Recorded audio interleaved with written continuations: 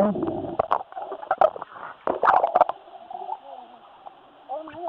I know.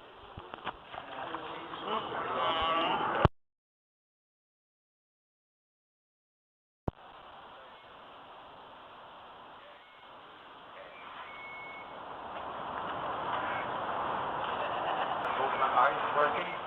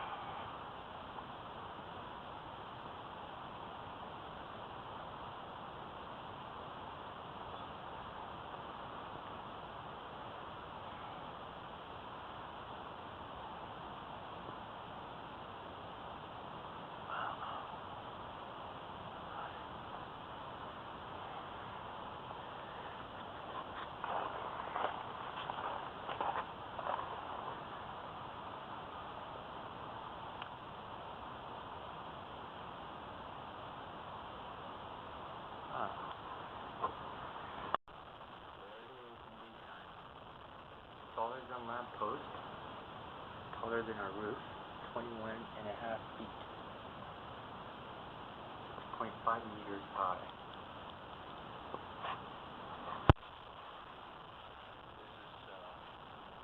This is from the second story bathroom window. Yeah, this is for real. Darryl Learie, I made this.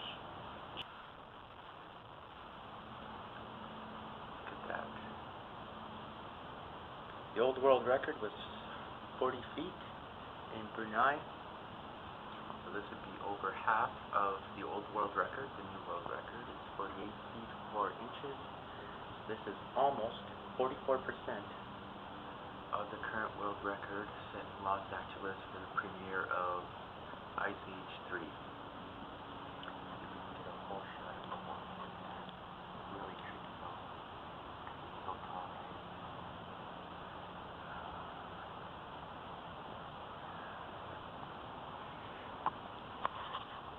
Rock on. A local man has found an artistic outlet that's helping him cope with Edmonton's cold months. At Darryl Learie's home on the city's west end, you will find a religious ice sculpture standing 5 meters tall. The artist says the piece took several tries and about 500 liters of tap water.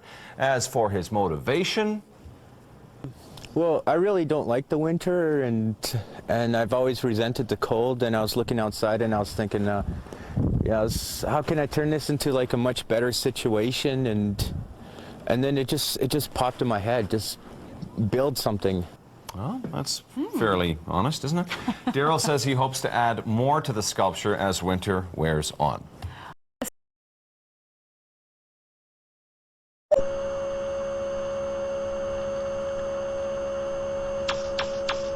So eventually I got this idea, like, to attach cameras onto kites. He might be living on a disability pension, but the sky's the limit for Darryl Learie. What's the highest altitude you've achieved? 578 feet. What's your goal? My goal is the big one. I'm hoping to break well over 1,000 feet. The 36-year-old can't work because of a severe anxiety disorder that makes it hard to be around a lot of people.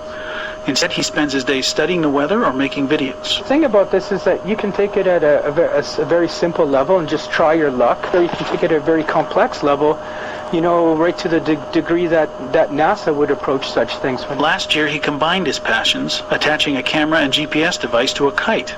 He was instantly hooked. Because my ultimate goal is altitude. It all comes down to how high can a man go. For the Edmonton Sun, I'm Andrew Hannon.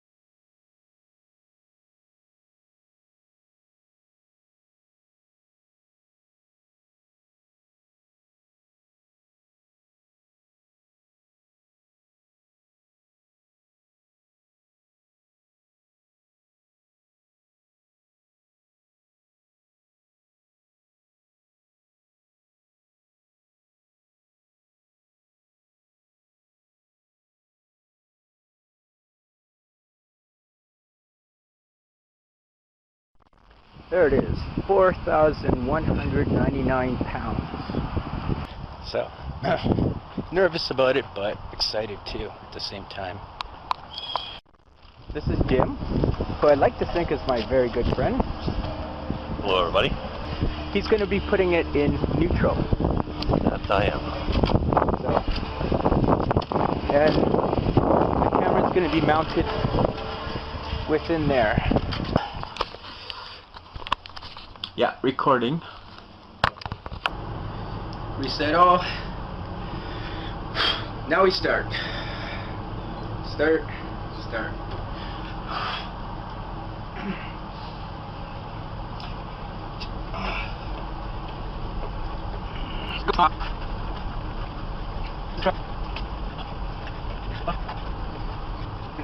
Keep pushing. There's a bit of a slope here, so we gotta keep going.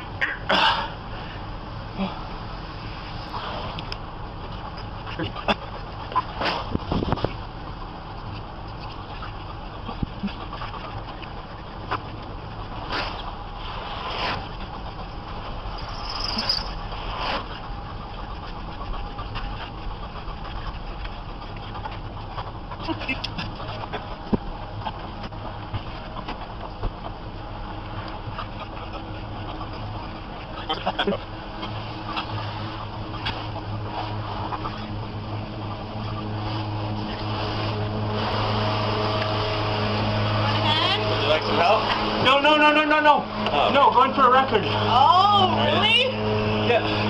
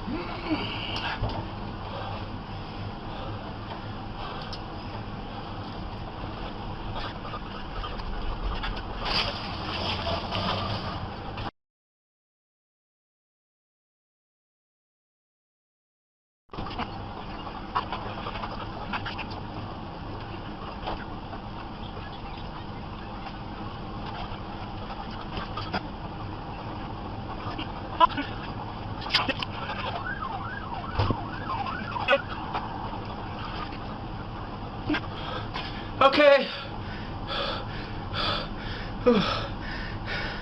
That's gotta be at least a mile. So,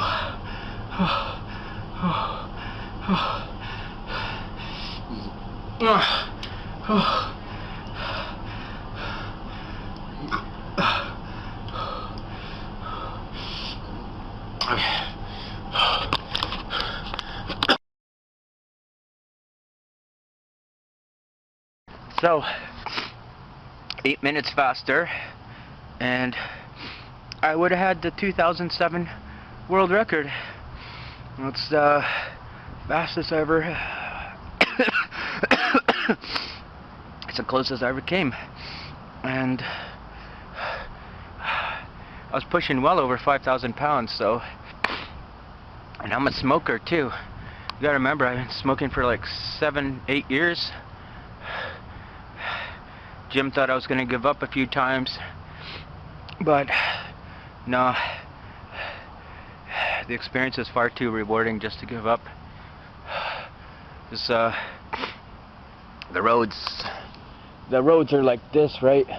So when you're on the corner of a road pushing a truck, and it's like you go for a turn, like say a truck's in the middle of the road, you go for a turn, well there's a slight slope, and then you have to turn up onto that slope again that makes the middle of the road. Because all the roads they have a slight hill when you go up those slopes. Oh, it's horrible, man. There's a few times when the truck just stalled to a stop, and I just had to keep pushing any way I could. And there's a few points where I thought I was going to pop a vessel in my head or something. But it was awesome. It's totally awesome, man. And here's... oh. Hey Tanya. Hey Darryl. How'd you enjoy the ride? It was okay. Yeah. Not quite up to your speed, eh? Nope. Darryl Learie about to attempt the world record for the most balloons blown up in 1 hour right here on Breakfast Television. Darryl, I tried just the one. And I don't even think it qualifies because it doesn't touch both sides of this, right? No. It's got, the balloon's got to be a minimum of 20 centimeters in diameter. Yeah, that's right. Okay, so we've got that here measured. We can verify that measurement. We've got everything on record for the Guinness Book. Are you ready?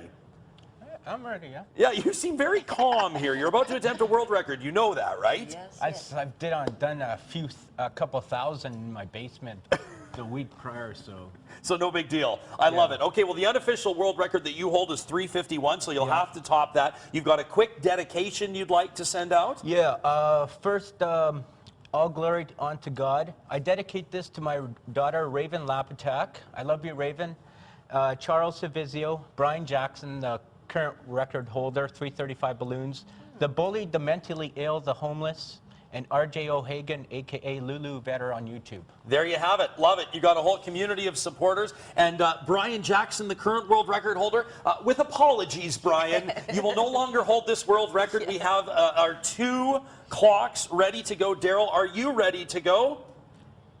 Yeah. The world record attempt for the most balloons blown up in 1 hour will begin in 5, 4, 3, 2, 1, begin. Ladies and gentlemen, Darryl Learie now has exactly 1 hour to inflate more than 335 balloons for the official record. 352 will break his unofficial record. If he does it without passing out, I will be absolutely amazed, folks. The cameras are rolling. This, an absolute spectacle.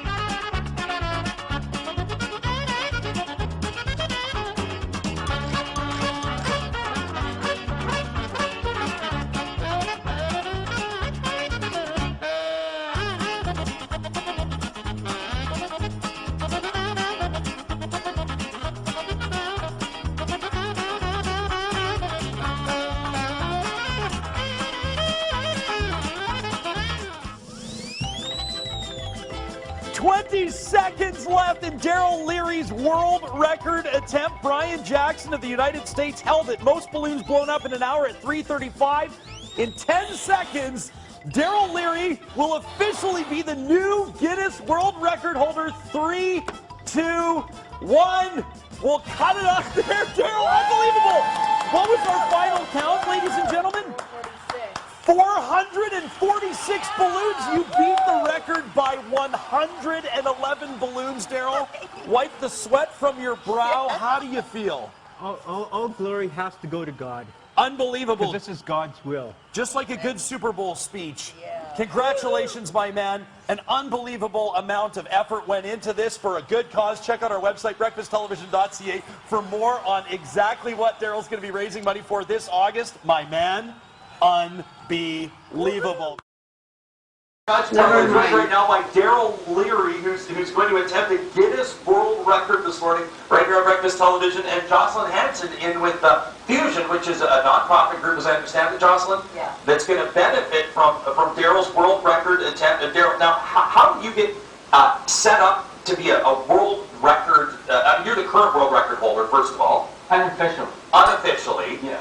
You've blown up 351 balloons in 1 hour? Yeah. Okay. So in your basement. So how did you get into this type of thing? Since '93, September 10th, I had my own personal records book, and it was always an attempt to sort of more or less better myself. And to date, I have 404 records, and I got into this one because this was the one record that I was just really at that level with.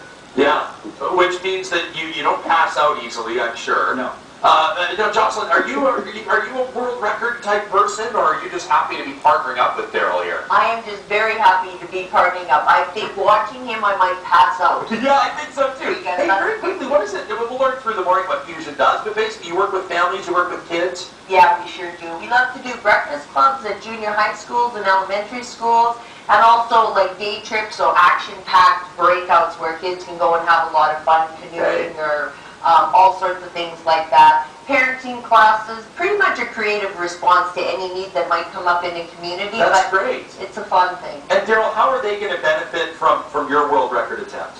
Well, this would be more or less a pre-spoiler to the August event. Okay. Where I'm going to attempt a first-time world record of blowing up the most balloons in 24 hours. In 24 hours? And then I have a good friend, Charles Savizio, who I'm partially dedicating this attempt to, who has the world record for 46,001 push-ups in 24 hours. Oh. And he's going to do a 1-hour push-up-a-thon at 60 years of age. Oh, that's unbelievable. And he's coming from California. A 1-hour push-up-a-thon. That just sounds like a bad idea, but I'm sure he knows what he's doing. All right, listen, folks, you're not going to want to go anywhere because at 7:36, Darryl will officially kick off this world record attempt. We're going to explain how it works, what he's got to do, and then for 1 full hour, this guy's going to fill the studio with more hot air than we've ever seen, and that is saying something. When we come back, news, traffic, and weather on this Wednesday morning. Still to come, hey, Romeo, too. You're not going to notice their new single. We'll see you in a minute.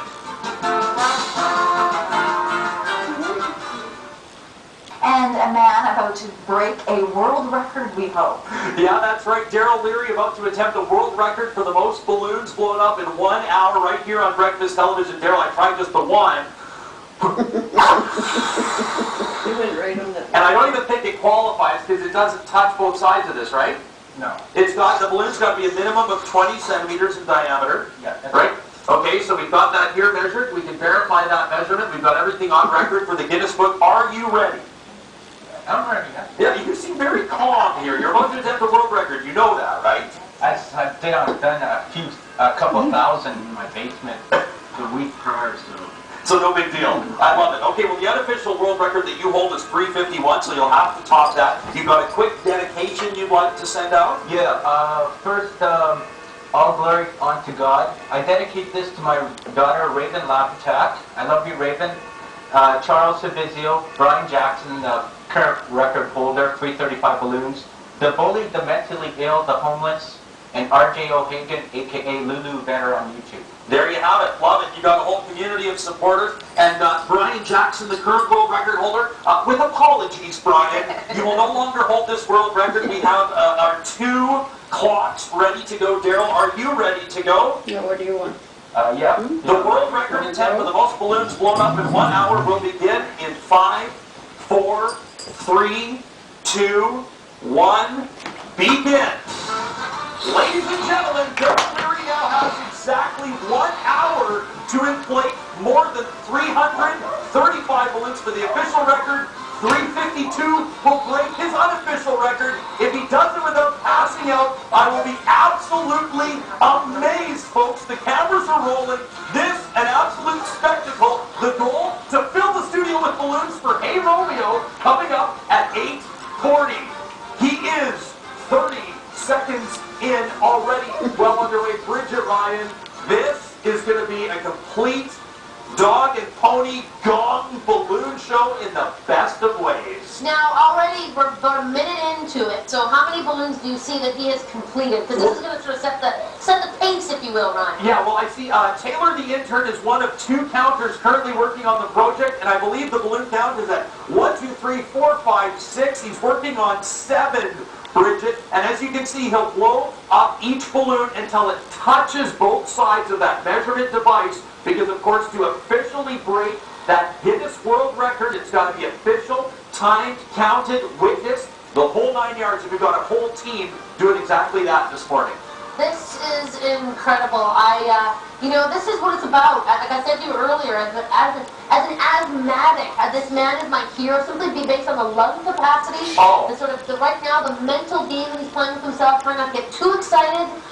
This is big news. This is big thing. And I hate balloons. They're like the one thing scares the pants off of me. It's balloons. Well, on top of that, this man is like my superhero. Now that'll put you in an awkward spot, because one thing that's slowly dawning on us is that when he's done, we're going to have to find a way to get rid of about 360 balloons. I will not be coming into that studio until every balloon has been removed. Mark my words. Thank you, Phil. We need a few thumbtacks, I think. All right, we'll check with you in a bit. Of course, you're celebrating all things healthy this morning, spin and shakes and the like. Totally giving our viewers some amazing recipes. Kino's right behind me. He is so excited to be here. We're going to be making a delicious breakfast to kickstart, and then all throughout the morning, awesome recipes you can find on our website. So, yeah. Unbelievable. Keep it here. Delicious, healthy recipes, a Guinness World Record attempt. Hey Romeo with a new single. This is the kind of hump day we're talking about. Thanks for joining us. It's 7:40 Wednesday morning. We'll be right back.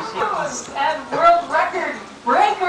Unbelievable. Darryl Learie now will get 6 minutes right now and just hit his 40th balloon. That puts him ahead of pace to break the world record. All right, let's get to this birthday party. Unbelievable. We're 7 minutes, 7 seconds in, and this will be 48. Unbelievable. 2 minutes. He's blown up 8 Oh, this is crazy. All right, Bridget, I'm sending my help for Bridget. Over to you. All right, thank you very much. Carla, we're going to check in now with Darryl Learie. As you can see, he's about 16 and a half minutes into his Guinness World Record attempt for the most balloons blown up in an hour. The balloon's got to touch both sides of that measurement device. It's got to be at least 20 centimeters. Taylor, what are we looking at?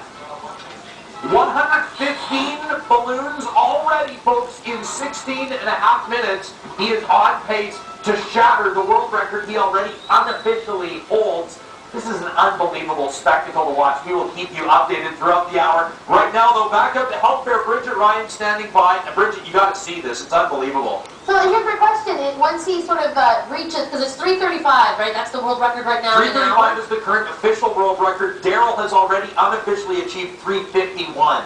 In his basement, right? In his basement. Yeah, right. That's so right. Here's the thing. So once he achieves, like, is he going to go right through to the end of the hour and see what he can do? Absolutely. Once he passes, if he could hit, well, because you got to think someone's going to come gunning for him after he sets the record, right? Right. So I mean, he'll try to hit 400. I mean, he's on an incredible pace right now. And the pace that he's keeping right now, he could easily surpass 400. This could be a miracle morning here. Unbelievable. Darryl Learie will shatter the Guinness World Record for most balloons blown up in an hour right here on BT. We're just shy of 24 minutes. Taylor, the count? 170 balloons already. Plus, in just over a half hour, Hey Romeo live in studio with a new single. Bridget, studio just absolutely full of balloons. We love it. And just as you threw to us, 2:51, unbelievable, 34 minutes and 10 seconds into this. Darryl Learie is already less than 80 balloons away from shattering the current world record. Put it this way, folks, there will be a Guinness World Record set live in the Breakfast Television Edmonton studio this morning. And when we return from this break, as Darryl continues his magic, some of our favorites will work on theirs as well. Hey Romeo released a brand new single yesterday. They're going to be coming at you live in 2 minutes. Get ready to turn it up, Edmonton. This is unbelievable. What's our number? 331. This will be 332. Ladies and gentlemen, Brian Jackson of the United States holds the world record for most balloons blown up in an hour at 335. 333. Bridget Ryan, are you watching this? We're about to see a world record set here on Breakfast Television. Oh, yeah. You can't come to us right now. We're 333, 334. 334? All right, ladies and gentlemen, this next balloon, Darryl Learie will tie the world record. Brian Jackson's world record has been tied in record time. Look how much, he's still got 15 minutes left. This, 336. ladies and gentlemen, will officially set a new world record. And we still have 14 and a half minutes to go, Bridget. We will continue to follow this. We'll let you know. Safe to say this record's about to be shattered. Disgusting how much he's shattering that. Oh. No respect for who previously came and blew. Like most balloons blown up in an hour at 3:35. In 10 seconds, Darryl Learie will officially be the new Guinness World Record holder. 3, 2, 1. We'll cut it up. Unbelievable. What was our final count, ladies and gentlemen? 446 balloons. You beat the record by 111 balloons, Darryl. Wipe the sweat from your brow. How do you feel? All glory has to go to God. Unbelievable. This is God's will. Just like a good Super Bowl speech.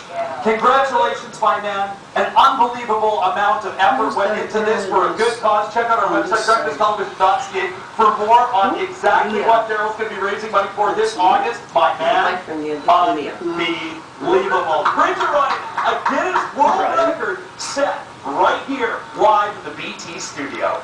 I love you, Raven. Is he, well, I mean, how, is he, there's sweat dripping from your brow. How are you feeling? Bridget wants to know, are you lightheaded? That was real good on the... Yeah, can we get a shot of the finger? Look at this, your hands from tying the balloons and... Yeah, if it wasn't for the Band-Aids, it'd be covered in really painful blisters, but otherwise I'm alright. For kids at home aspiring to set a world record of their own, I mean, what's one tip, what's one piece of advice you might give them? The best advice is to find something that you're good at, that you love, and don't give up. Even when your record attempt's going bad, don't give up. Just keep going. Absolutely. What a great message. Unbelievable stuff. Bridget, this guy, nothing but pure class, and now officially the Guinness World Record holder, once it's confirmed, of course, most balloons blown up in 1 hour, and 10212 Jasper Avenue is where he did it.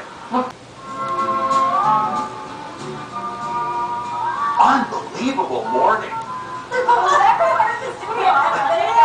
this out, we're making it all official right now. All of the witnesses, the There's me. I am on TV. The measurement device, all verified. Where? Right there. It's laying next to Darryl. Oh yeah, nice. That's the only time I I saw. want to see what the studio looks like right now. I won't be going back there, that's for sure. But you know what's really funny? You know, like every day at 6:40 we do Say What, so we talk about amazing, outrageous things that happen in the world, ridiculous and fantastic. Yeah. Somewhere, sometime, tomorrow, later on today, this guy is making world news, the Guinness World Record. You know, with all of the websites, it's going to be uploaded. It took place right here at our station. I couldn't be more proud of him. Of everybody. Here I am. What a day. Amazing. Of course, Darryl doing it all for a group called Fusion. You can learn more on our website at breakfasttelevision.ca. They've got a big event coming up in August, so of course we'll keep you tuned up to speed on that And one. I'm just looking into ways how these can be recycled. They're probably right up there with grocery store plastic bags at this point. One thing that was interesting, I didn't realize that you had to identify Band-Aids. Well, and it's amazing because you got to think, I mean, he had to break the record, he had to do about a balloon every 10 seconds. He averaged what turned out to be like a balloon every 6. But he's got to tie them as well, right? And when I just inflated one, I just about passed out. It's unbelievable stuff. So Darryl Learie, congratulations.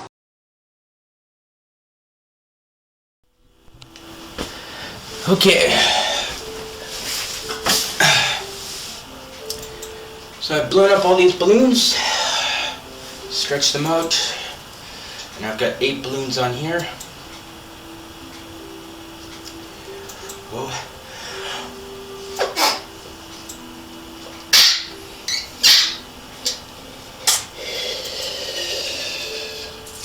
Whoa. Oh God. That is hard. It's like 8 times harder than blowing up a balloon. And I used my secret weapon, baby powder, to stop the balloons from sticking to each other.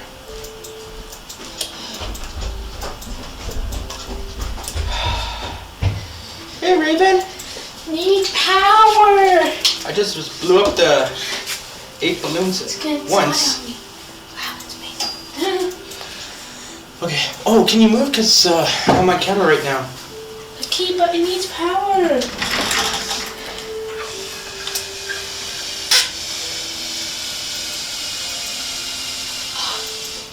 Oh. Okay. Make text.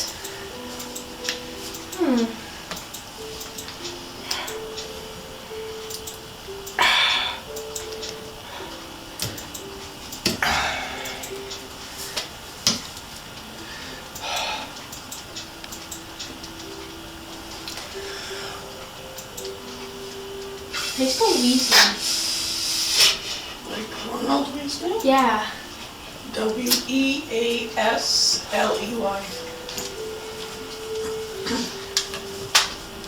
Tell my friend that my friend thinks that he's a failed wrong Weasley.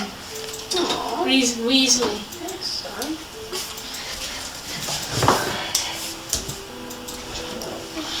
So Raven, I'm attempting right now to blow up, well, 8 balloons all together, but 7 balloons in a balloon.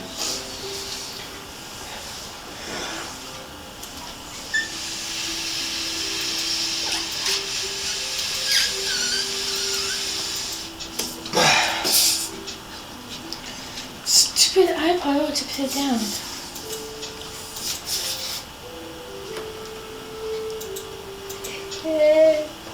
My phone vibrates, he'd tell me. Tell that I already hear it.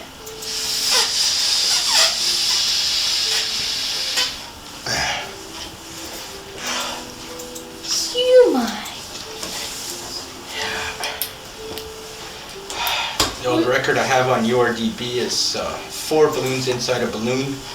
So this will be 7 balloons inside a balloon.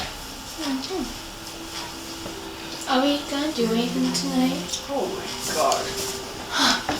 That actually startled me. It was actually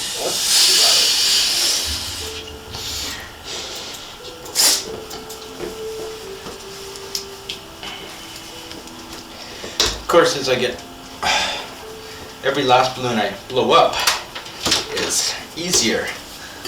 So this is why I said this should be like a lung power record, because it's like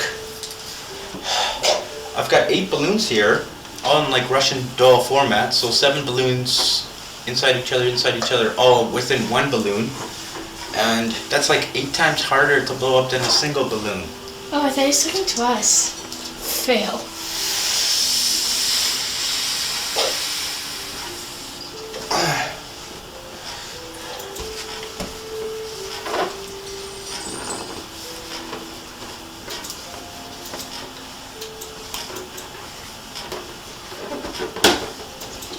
Now I had to use my secret weapon, baby powder, because the balloons stick to each other, like this fail here.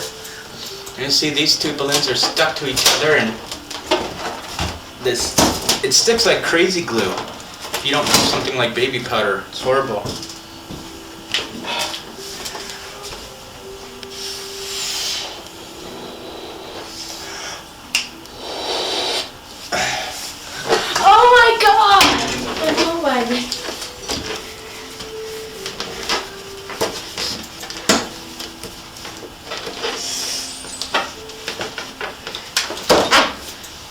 chair, like right there. That'll be crossing over my dad's bid.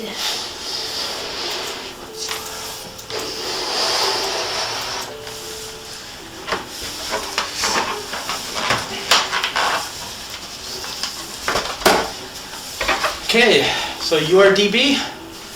There's 7 balloons inside this balloon. 8 balloons in total. Is it good for that? Yeah. So, I don't know if you can, yeah, you can see, but My phone. now it's gonna be time to show the ultimate proof here. I have to sit there, Raven. God, it's my phone, Neo. Okay, I'm gonna be popping balloons, guys, so don't be scared. Don't do that here. Don't do that here. I don't want any powder flying near our Okay, okay. computers. Hold on here. There's, yeah, there's fine over there. Okay. No, Raven, I need that chair. Aw.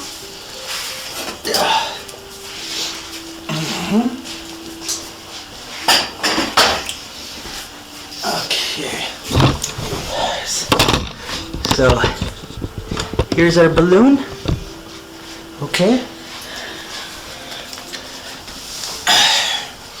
So we're gonna pop this first balloon.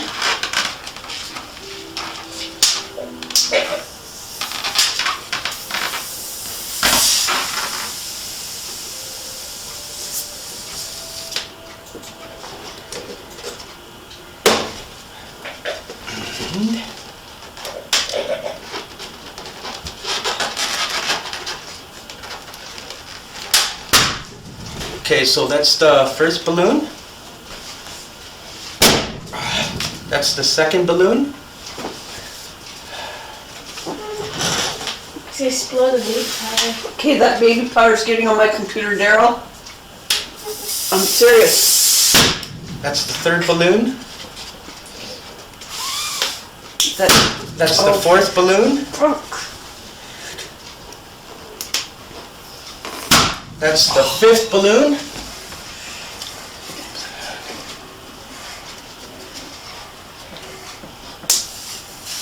That's the sixth balloon.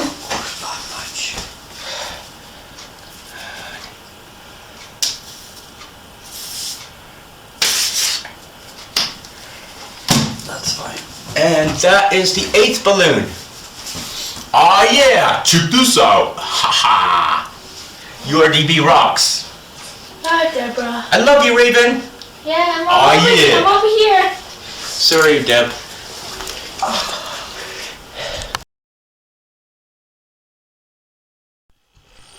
Hello, URDB.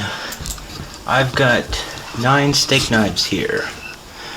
1, 2, 3, 4, 5, 6, 7, 8, 9. And these ones are a little longer. You can see they're just past 4.5 inches. And even the shortest ones here are just past 4.5 inches. Okay.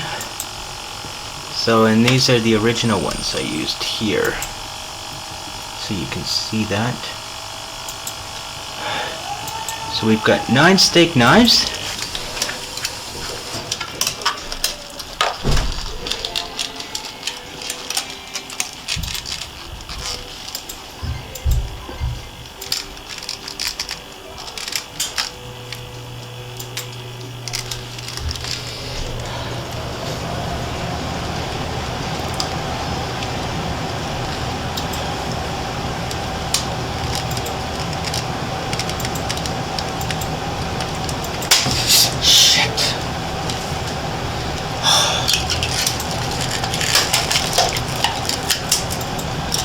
That's what makes it such a challenge.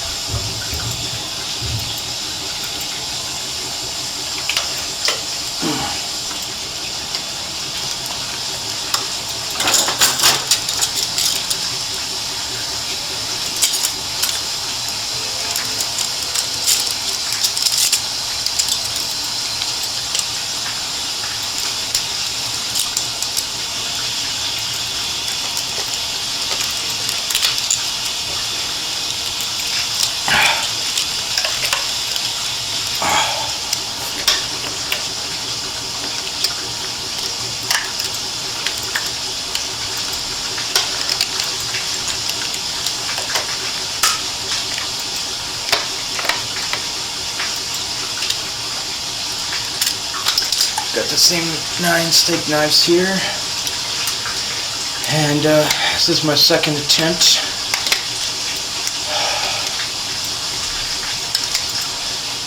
I didn't realize it before, but the balloon gets stretched out a lot with this kind of diameter.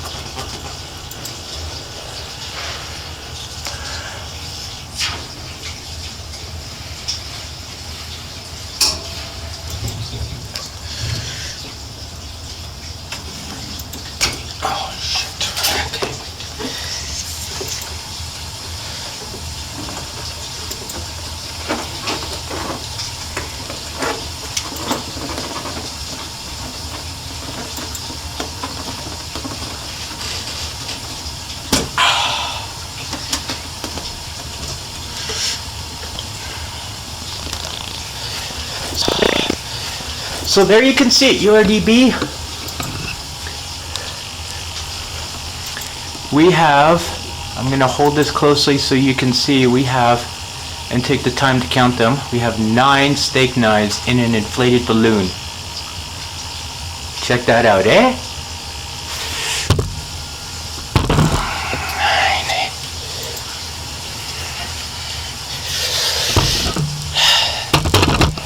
Now it's time for my speech.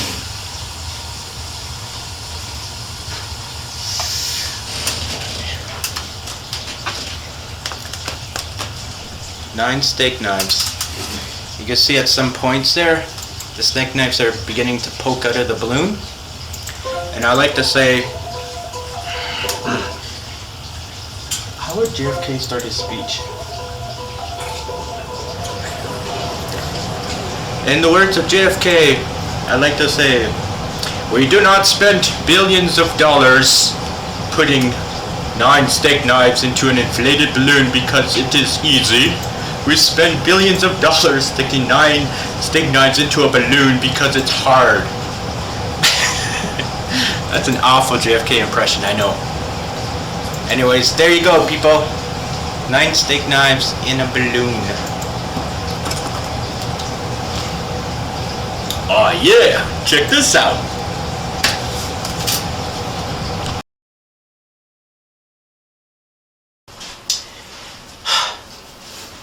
Hi kids, you want to be big and strong like me and Brian Pankey and Doug McManaman and Peter Craig?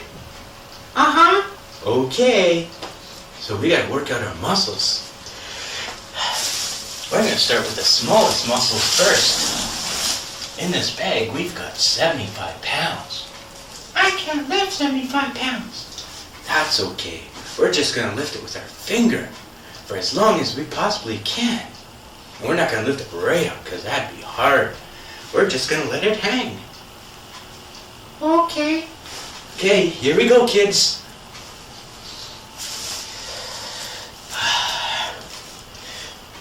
Now we're just using one finger.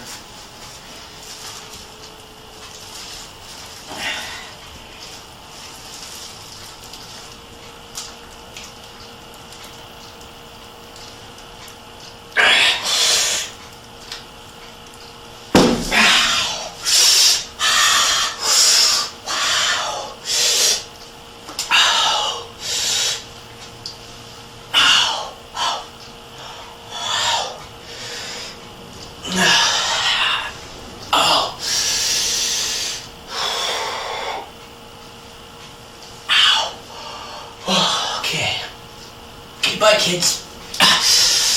Ouch. Okay. I tried 50 pounds and that wasn't too bad. But here's the proofs. This is definitely not for kids. I thought I would just add a little fun to the video. So kids, please do not try this at home because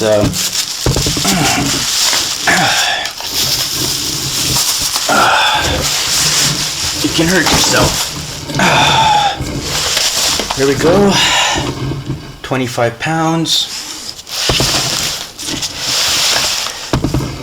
25 pounds. And 25 pounds. So that was 325 pounds in 1, 2, 3 bags. 3 bags altogether, yeah. Yeah, so I didn't use any padding on the finger, and the finger is like this, right? So it's just one finger, and it's the most weight you can hold with one finger for at least 5 seconds. I really want to caution people on this because feeling is still returning to my finger, and at first I thought I pulled a tendon, but luckily enough I didn't. So hopefully I don't get any nerve damage from that. But please don't discredit other people from trying this record. I mean, Paul Lynch did 124 push-ups on just one finger, one arm, one finger, 124. And that was a world record, so yeah, so just 18 and above at least. Yeah, so sometimes we try to go for a record, and sometimes it's not just knowing our strength, our stamina, our endurance limits, or trying to push those, but sometimes it's having a good sense of our physiological limits. You know, how much weight can our bones take? How much weight, you know, compression can our tendons make? You know, this type of thing. Like my plank records, I actually have to strengthen the tendons. It's not just strengthening the muscles. So so be careful of your physiological limits, because I pretty much, yeah, I reached my limit on that one. So anyways, take care, be careful. Not for 18 and up.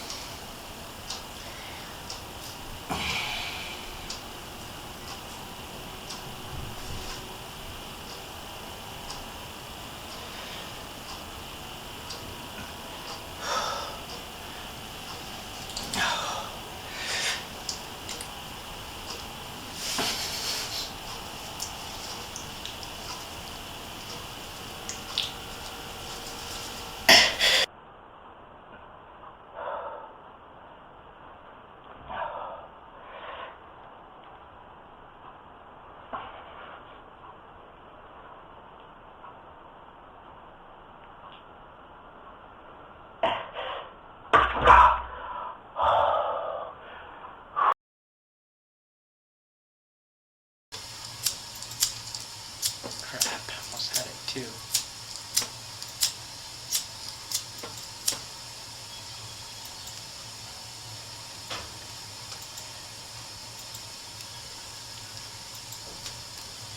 "10 candles, URDB. Oh, I think it's gonna blow. Shit. I lit 10 candles inside an inflated balloon, and I was able to blow it out by wiggling the balloon. But there you go. I had all 10 lit. Have fun getting your hand out. So, check that out. Okay, these are the candles, okay? So you can see them right there. There's 20.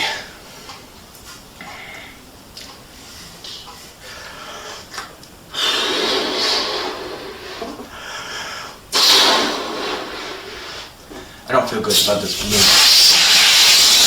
I have a bad feeling about it, so I am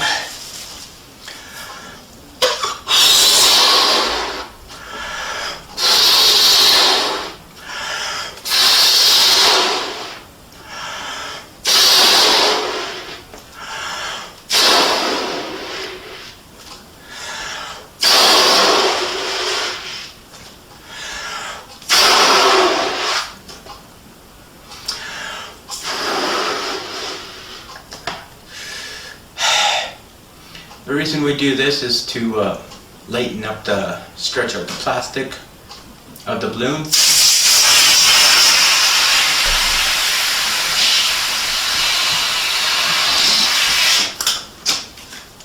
Y'all remember my 20 candles? Okay.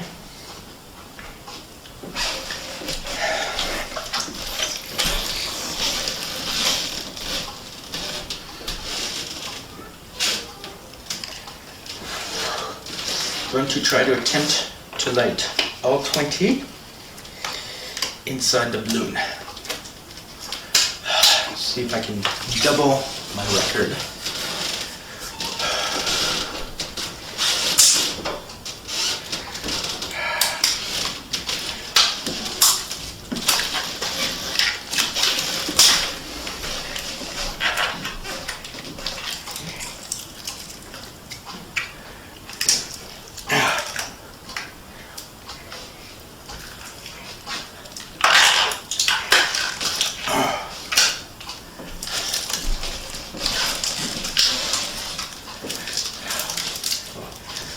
such a tricky thing to do.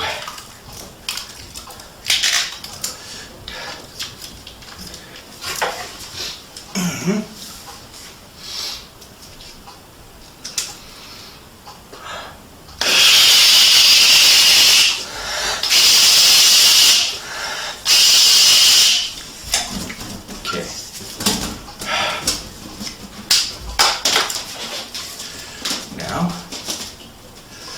just watch closely.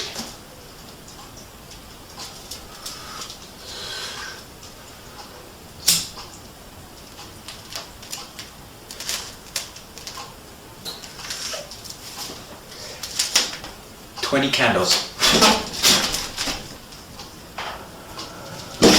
Did you see that? Ladies and gentlemen, okay, here we have it. We have one balloon, and we have the inside balloon here, and we have a little blue balloon right there, okay? Now, what I'm going to do is I'm going to pop the innermost balloon without popping these two balloons, okay? Okay, so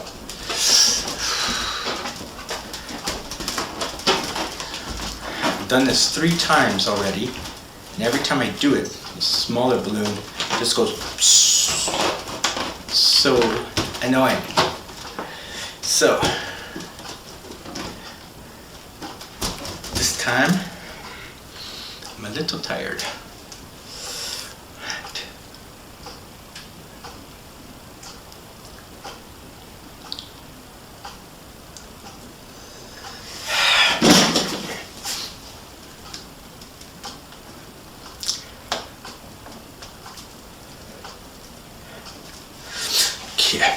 I want you to see this, okay?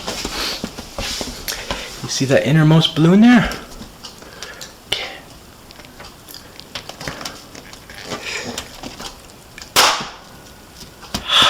Did you see that? Now we just have 2 balloons inside the balloons. And now what I'll do is I'll pop that innermost balloon. Okay? Okay.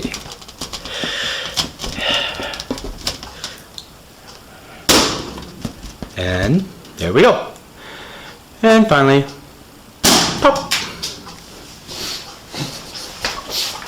Ah yeah. Check this out. Ha ha. Finally tonight, a local man is trying to get into the record books one puff at a time. 2, 1, Darryl Learie is attempting to set a world record by blowing up the most balloons in 24 hours. His goal is 7,000 balloons. He kicked off the attempt at 1 o'clock this afternoon.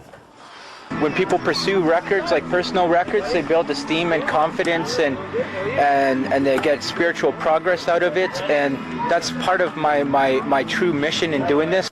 Also part of the festivities, this Californian who's trying to break the world record for most push-ups in 24 hours. It's all taking place during the Youth Britannia Youngstown Festival of Hope in West Edmonton. Richard currently holds that record, doesn't he? Yeah. Which one would you rather try? To blow 7,000 balloons or?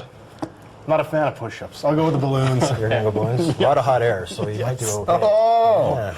Okay. Two hot airs. A local man has earned his way into the record books by blowing up thousands of balloons. Darryl Learie managed to blow up 2,501 balloons in just 24 hours, setting a Guinness World Record. His goal was 7,000, but a lip injury slowed him down. My arms aren't sore, but what happened was my lips began to swell up really bad on me, and it became just literally painful to even like blow up a balloon. Also setting a record with Charles Servizio from California. He managed to do 7,503 push-ups in 24 hours. That is a record for a competitor over the age of 60.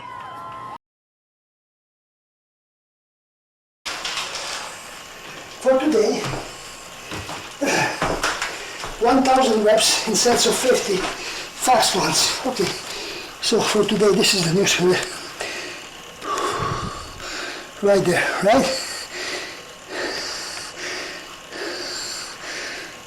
Okay, the same newspaper as before. Okay.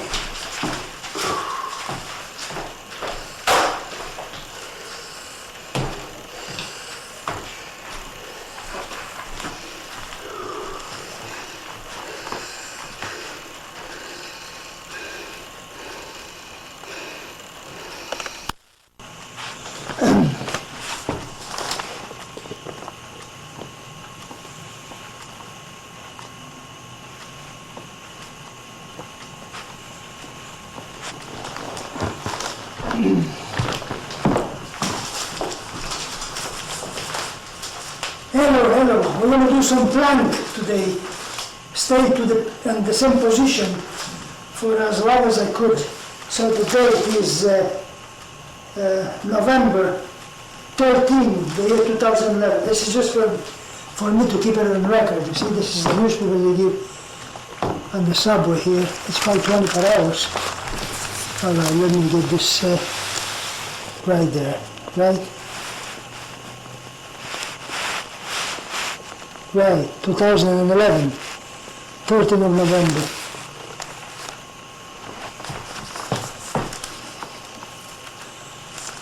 Okay, so now we have a clock here. Let's set it up. We're going to see how many minutes, right? And then that one. Let's see now with that one.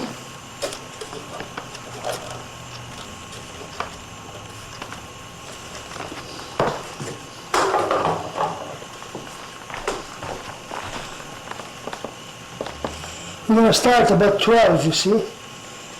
Okay.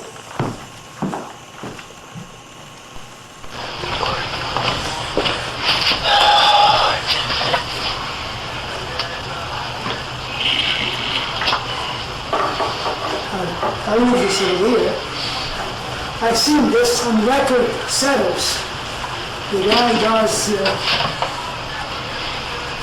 does 15 minutes of this. Let me get the glasses out of here. Okay, about, we start.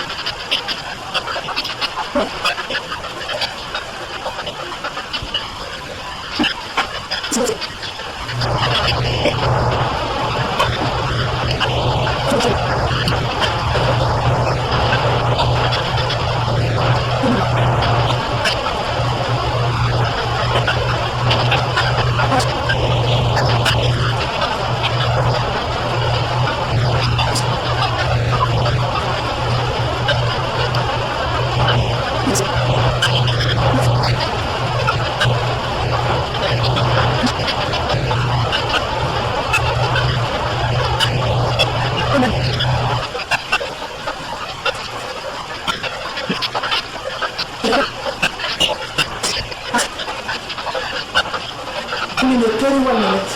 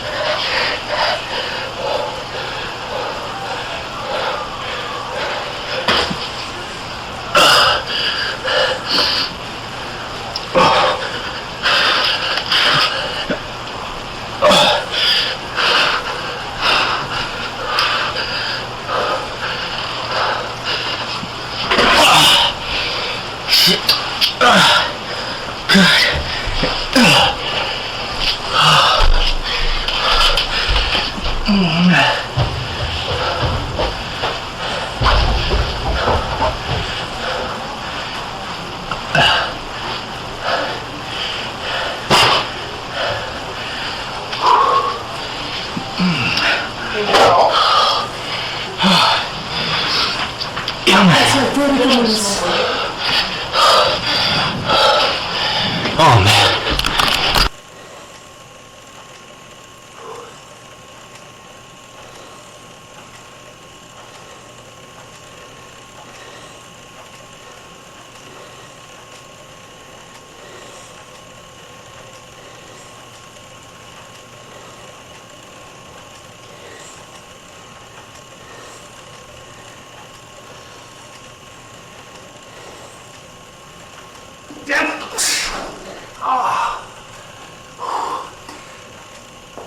Looks like 2 minutes and a half. Yeah, 32 minutes and a half. Oh, my wrist.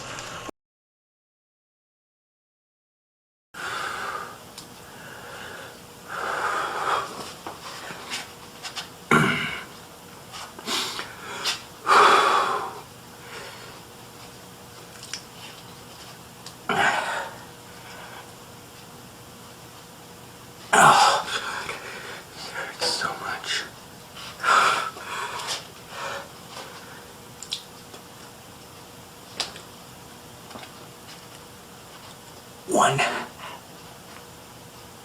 two, three, four.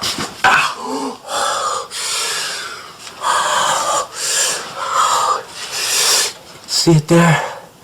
Oh, God. Can't tell you how much it hurts.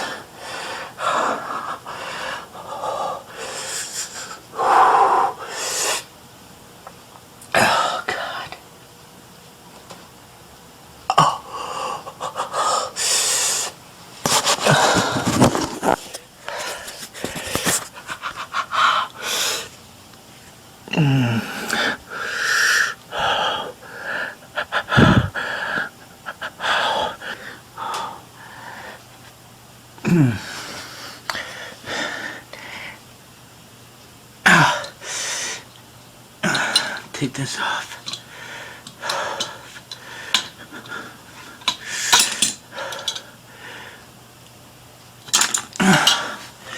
And there's the steak knife. Right on the tip there. Standard, brand new steak knife. I did it. Oh yeah. You know, sometimes I think I just have to. I don't think I have a particularly high pain tolerance. I mean, if I walk into a table, you know, I grab my leg and bounce around like anybody else going, oh, ow, ow, ow, ow. And, but I think about my grandpa who was in World War II and Yelmerdy Bustama, and how he had to try his best, otherwise he was dead. I remember when you tell me about how he had to run from Russian tanks.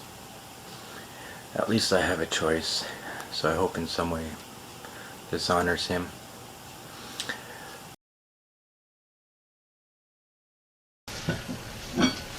$25.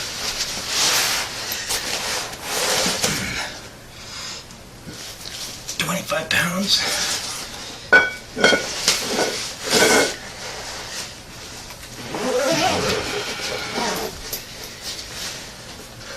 Break 17 seconds for this.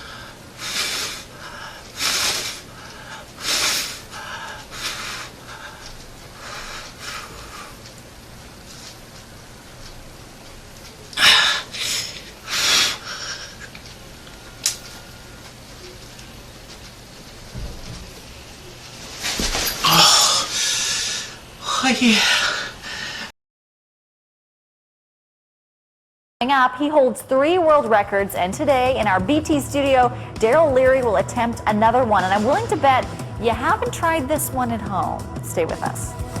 Okay, record breaker, but Ryan, I get an egg, I scramble it. Yeah, no kidding. That's what most people do right now around breakfast time. But Darryl Learie has a whole different game plan involving an egg today. Welcome back to the BT studio, my man. Thank you. The holder of 90 world records, this guy, including Darryl, one that none of us will forget anytime soon. The last time you were here, how could we forget the record that you shattered, blowing up the most balloons in 1 hour?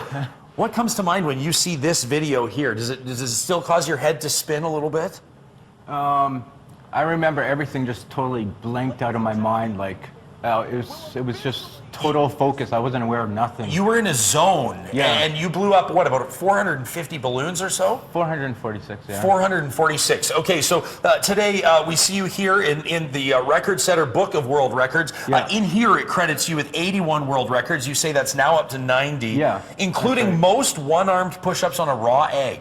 Yeah, without breaking the egg, yeah. Okay, well, none of us can even imagine how you're going to do this without shattering the egg. Will you tell us your secret, or do you just want to show us? I'll show it, yeah. Okay, all right, my man. Well, are you ready? Yeah. Are you mentally prepared?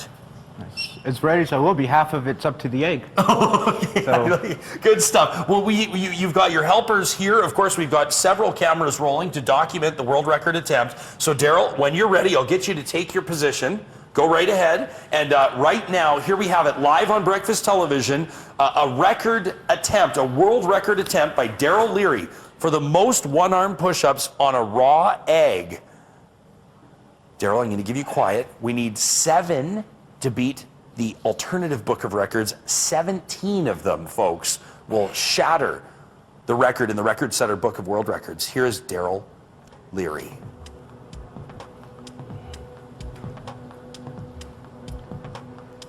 Michelle McDougall, I don't know if I can. Okay. Well, hey, that's okay. This is just attempt number 1.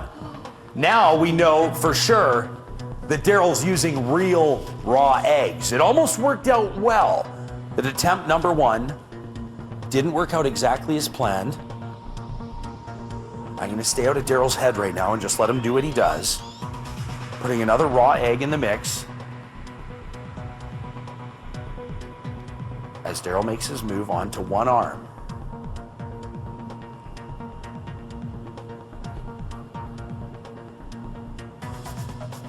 Everybody holding their collective breath.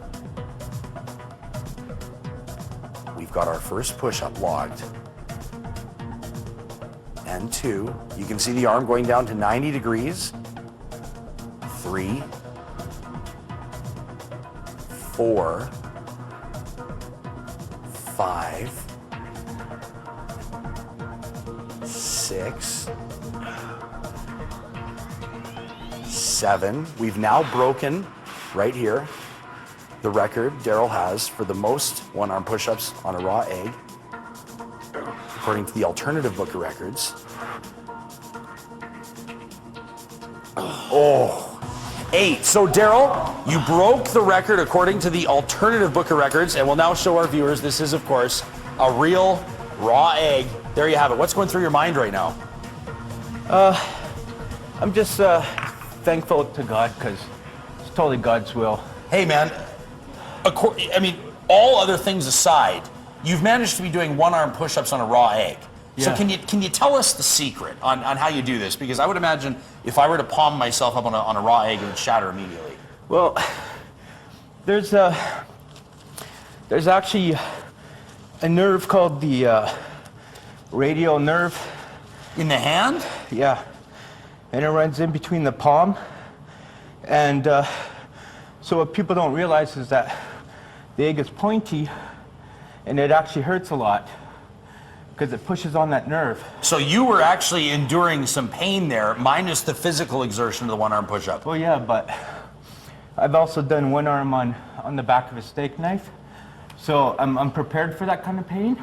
Oh, on the back of a steak knife? Yeah. All right, well, we're not going to recommend that you try that at home. This guy, of course, at the next level, folks, when it comes to world records, Darryl Learie, you did manage to break the alternative book of records. You can't leave me hanging here, though. You got to put it there. That's an excellent job. And be sure to look for Darryl, a full photo spread coming up in the brand new book out of the Ripley's Believe It or Not, and that's coming out in just a couple short months. August of 2012, yeah. All right, good stuff, my man. And of course, we know that Guinness has also been in touch with this guy as he continues to make these record attempts. The holder of 90 world records, Darryl Learie, right here live on BT. Great job, my man. Look at that. Amazing stuff. We'll be back. Bridget Ryan still to come, kicking off the Deep Freeze Winter Festival right after this. I was going to say the bizarre, but why don't we say the unusual, like the world record we saw just broken here on BT a few short minutes ago. The most one-armed push-ups on a raw egg. Who knew? Who knew? And if you didn't know and you didn't see, you better go to our website to check it out because it is only to be seen, to be believed. You know what I'm saying? Yeah, no kidding. We're going to post that video by noon today, and you'll find it under the video link at breakfasttelevision.ca. Awesome.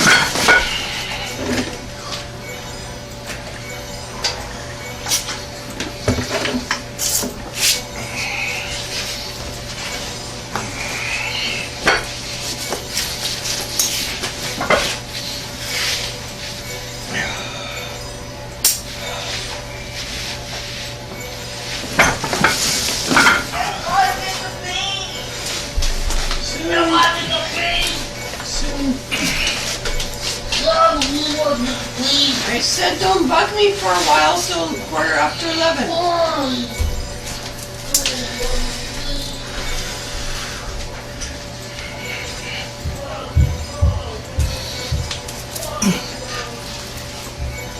One, 2, 3, 4, 5, 6, 7, 8, 9,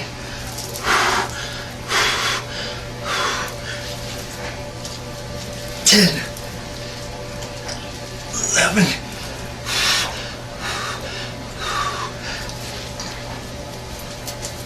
12, 13.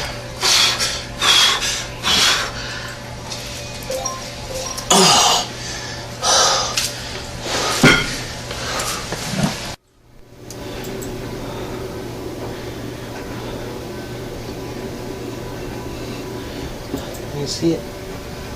179.1 pounds. So I'm still under 180. 179.1 pounds.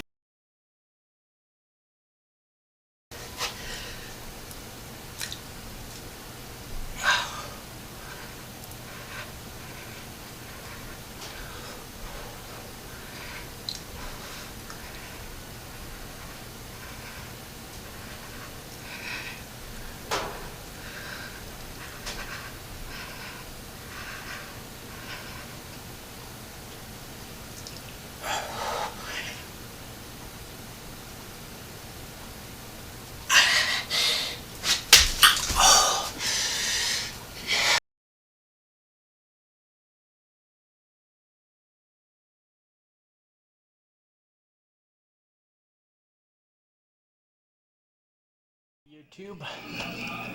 This is the largest plant grown inside an enclosed blown up balloon.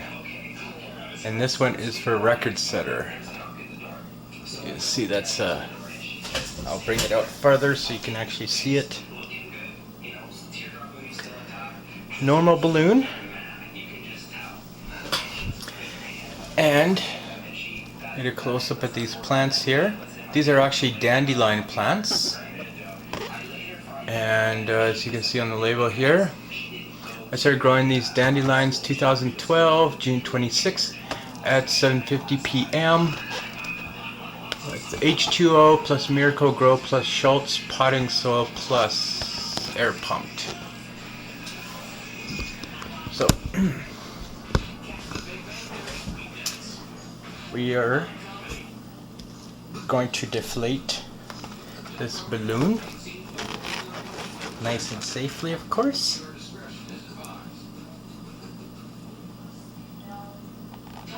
Features videos from the internet as intended for a mature audience. Comedy Central does not condone the activities performed and discourages anyone from attempting them.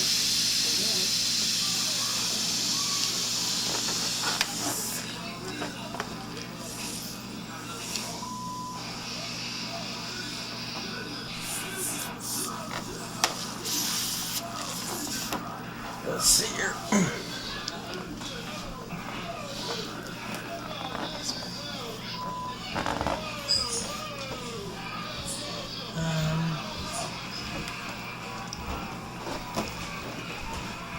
What are you doing? Videoing my record of the largest plants grown inside a balloon. There's no coffee. You want an instant coffee?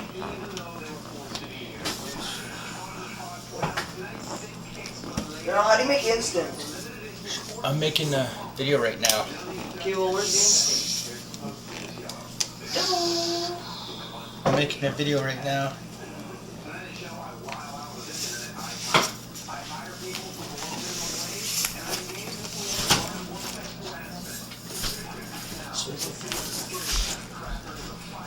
Your mom? Okay, now I gotta get some scissors. Can't find scissors, so.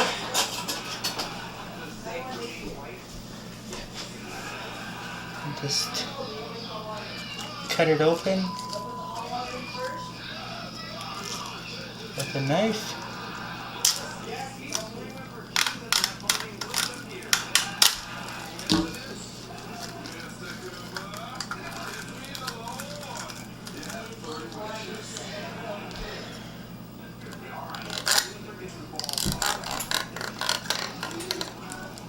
Alright, so I'll get these in this.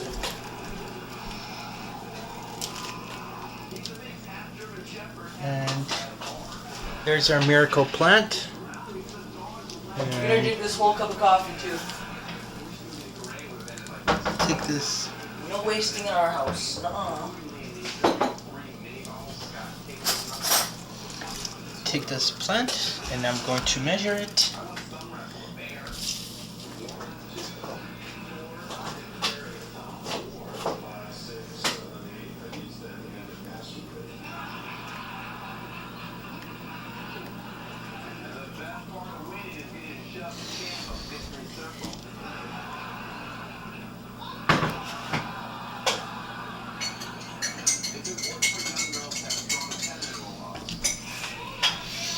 And we're looking at 1, 2, 3, 3.5 centimeters.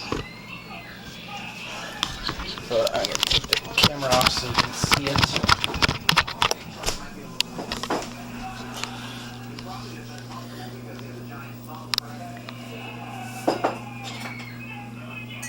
It's 3.5 centimeters.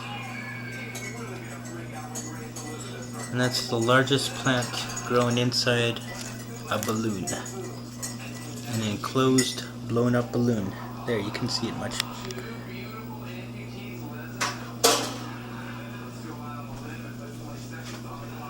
You said it's not hot.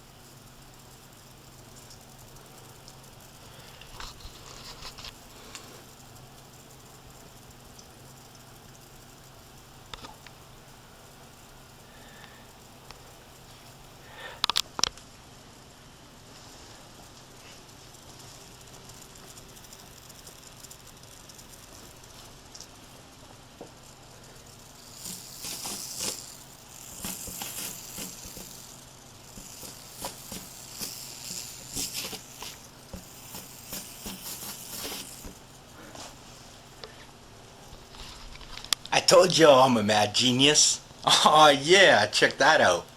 The very first floating plasma globe, Darryl Learie. I'll mention you, Michael Judge, another mad genius, later.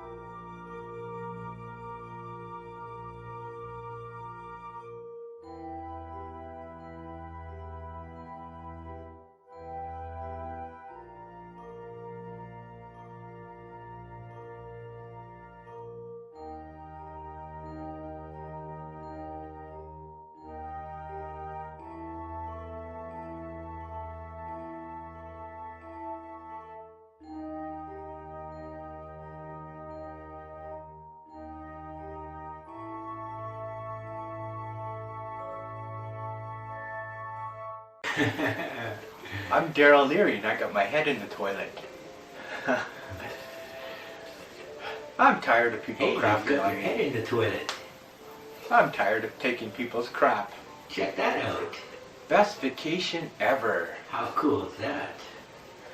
Check this out. I rock.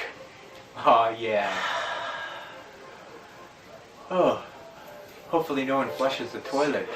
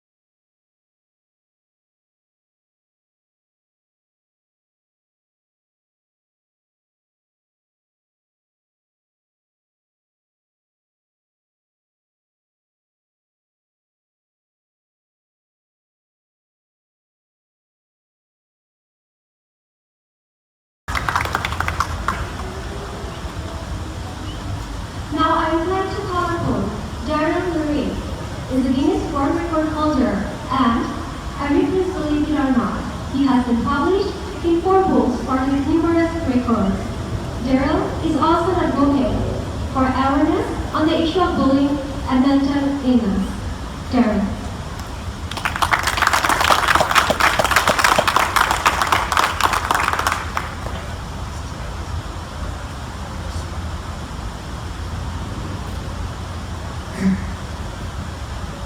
Why should everyone care about bullying?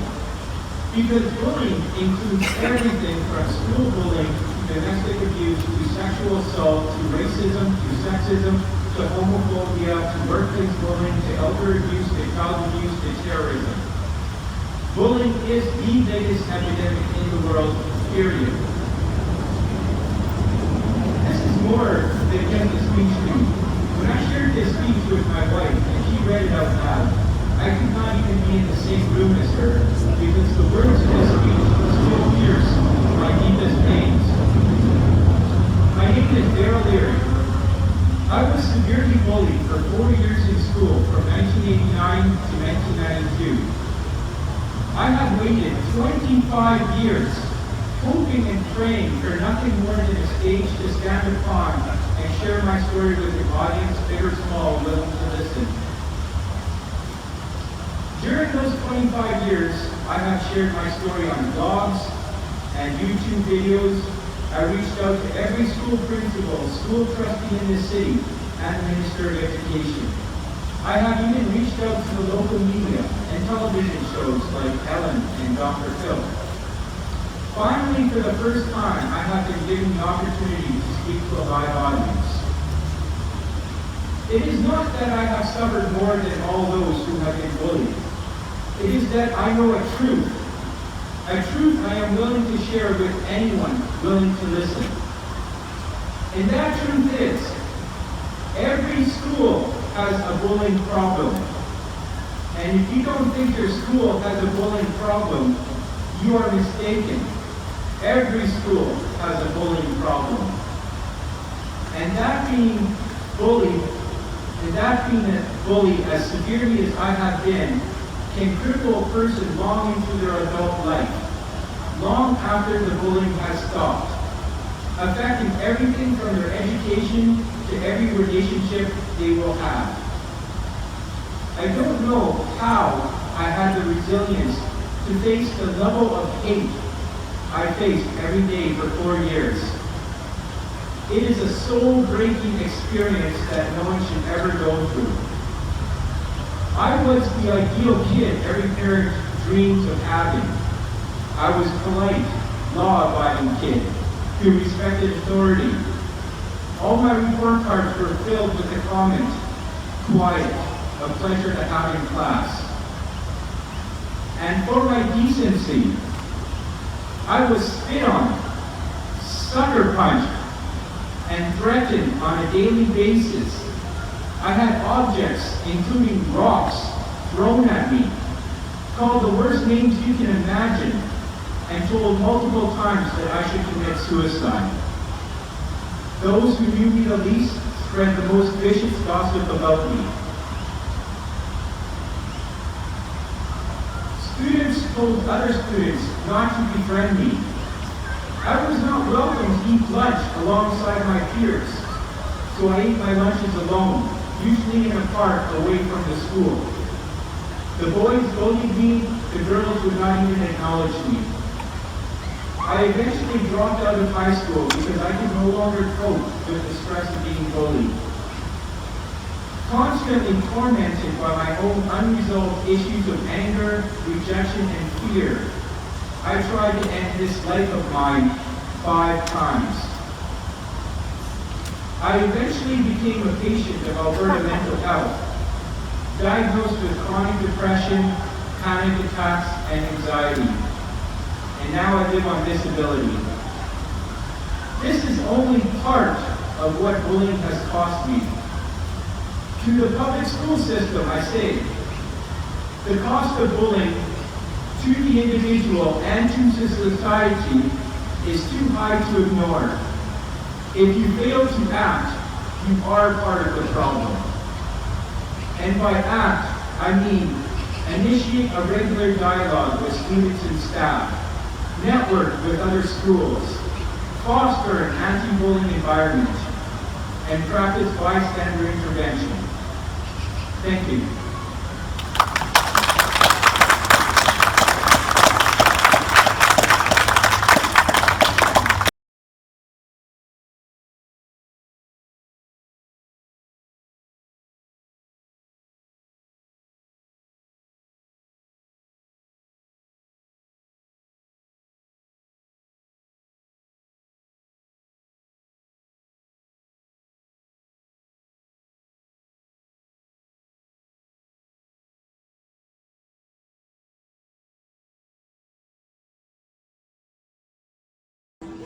I'm here with Darryl Learie, who's giving his 10th donation. That's quite impressive, considering the short amount of time Darryl has been donating blood. But I'm just going to go over here to the operation of the whole system. There's the blood going in. He's about halfway done. And as we can see, Darryl still isn't moving. This is what 10 blood donations looks like, 4.8 liters. The average human adult female has 4.3 liters of blood. One blood donation can save up to 3 lives.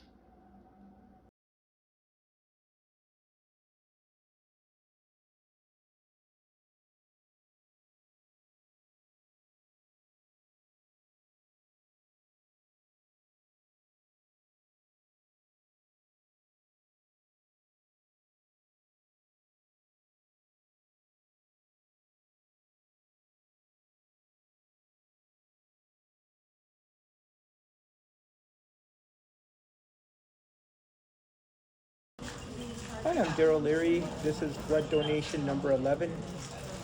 And I've been trying to encourage people to donate blood, and I was fortunate enough to participate in 4 interviews with 4 different radio stations. And I made sure to, during the interviews, to ask people to please consider donating blood. Doing my best.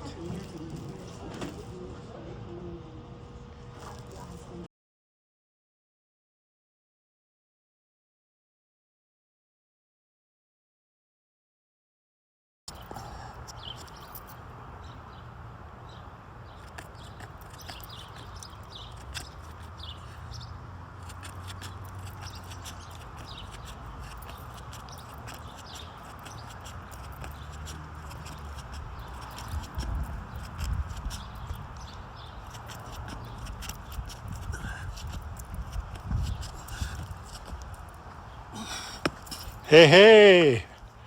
Well done. 25. Good evening, I'm Matt Woodman. This is CTV News at 5.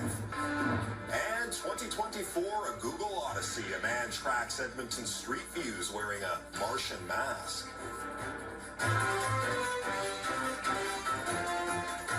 CTV Edmonton. Local breaking news. On CTV News, where no Martian has gone before, why a local man wears an alien mask while working for Google. It's a small purpose, you know, but it's still a purpose. One of Edmonton's largest contributors to Google Street View is exploring our terrestrial city as an extraterrestrial. CTV's Nav Sangha explains. Darryl Learie is getting ready to record this Edmonton trail for Google Street View. Camera on, phone in hand. He's almost ready, but before he starts, one last important detail.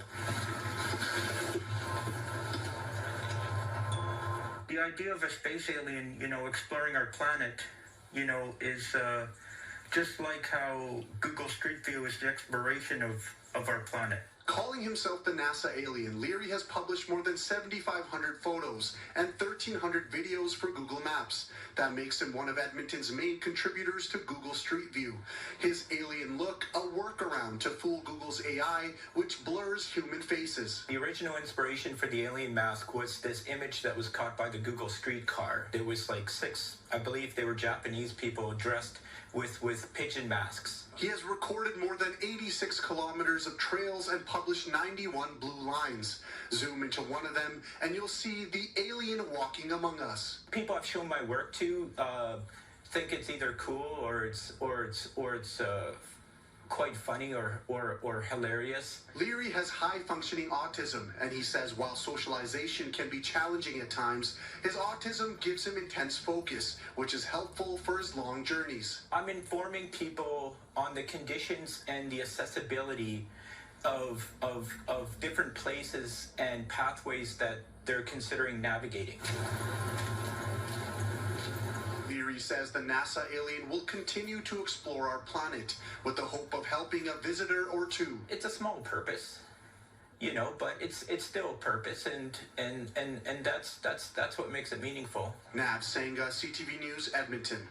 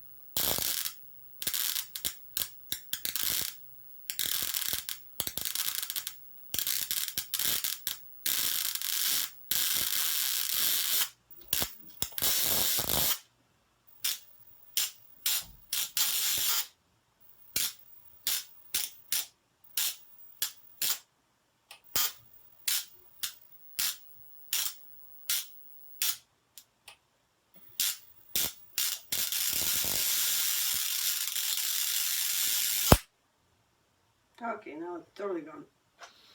Thank you very much, love. Yeah, you're welcome. Thank you for not electrocuting me. I told you wouldn't be shocked. Mm-hmm. So that was pretty cool. I'm Darryl Learie, and don't try this at home. Ladies and gentlemen, this is an experiment I did a long time ago, running 120 volts at 15 amps at a normal standard of 60 hertz, American frequency, standard household current, running through an electrolytic water salt solute. And what you're seeing there are sparks underwater. And yeah, it's pretty cool. It's, so I thought I'd share this, and feel free to comment. As you can see, it's quite a violent reaction. It's a pretty dangerous experiment, perhaps my most dangerous experiment, because if you spill the water, then you'll surely get electrocuted and possibly die. So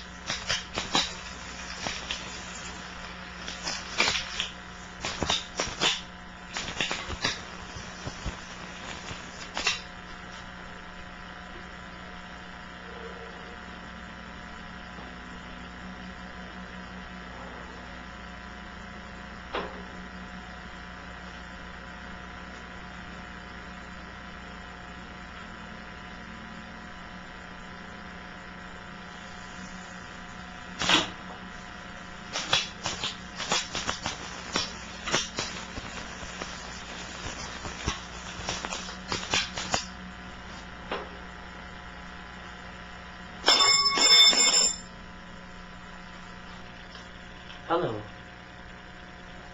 To whom am I speaking, please? Oh, I'm sorry. How discourteous of me. I'm Darryl Learie. You know, come to think of it, I never did like you too much.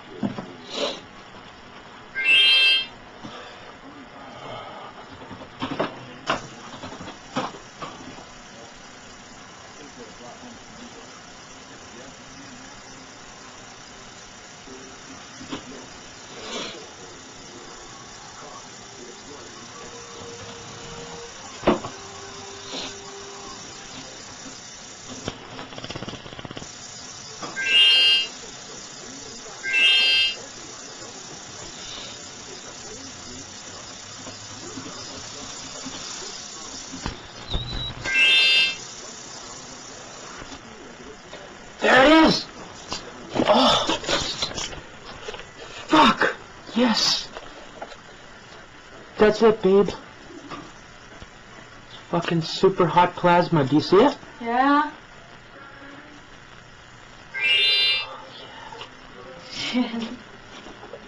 It's beautiful, isn't it?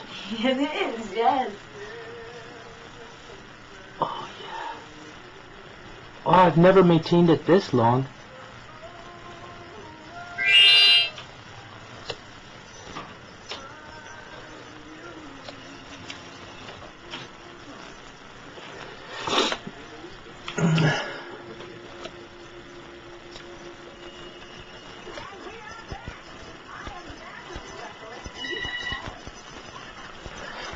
Oh, fuck off.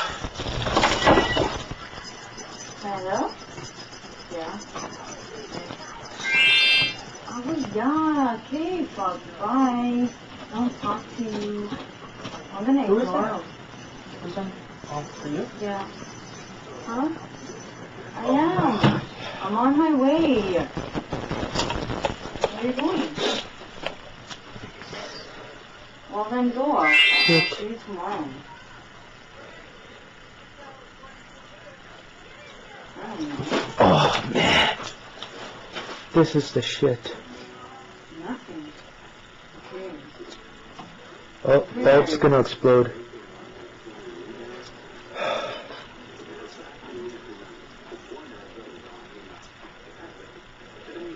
Where are you going?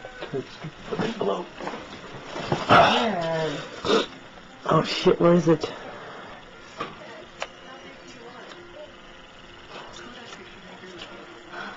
Oh, wow. Okay, well, I'll see you later. Nothing. Fuck, forget it.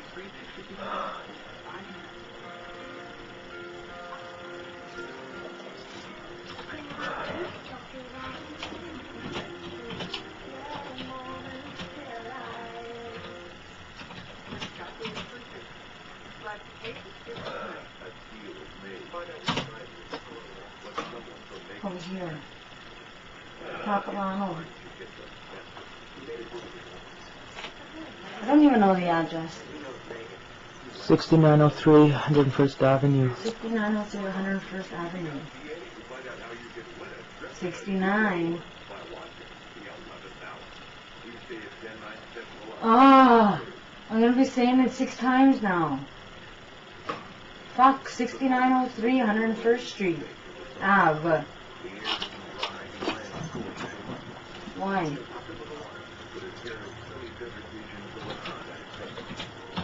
When?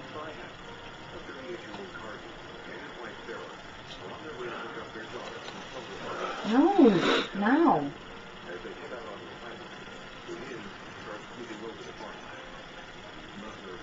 So I can still go with you there.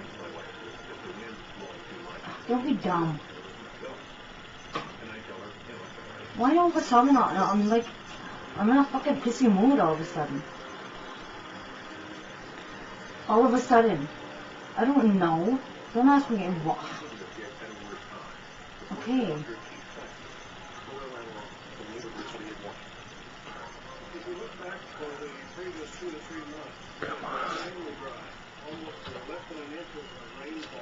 Here it comes.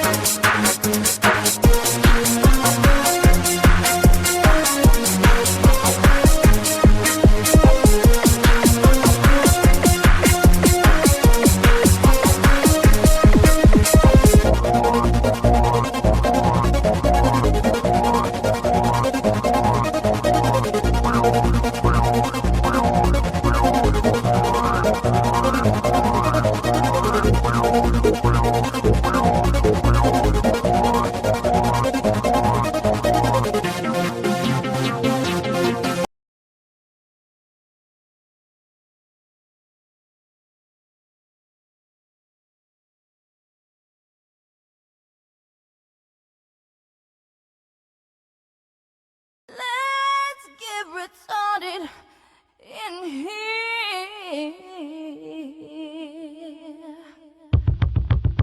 And the bass keeps running, running, and running, running, and running, running, and running, running, and running, running, and running, running, and running, running, and running, running, and in this context, there's no disrespect, so when I bust my rhyme, you break your necks. We got 5 minutes for us to disconnect from all intellect and let the rhythm affect us to lose our inhibition. Follow your intuition, free your inner soul and break away from tradition. Cause when we be out, girl, it's pulling we out. You wouldn't believe how we wow shit out. We burn it till it's burned out, turn it till it's turned out. Act up from northwest, east side. Everybody, everybody, let's get into it. Get stupid, get retarded, get retarded, get retarded. Let's get retarded.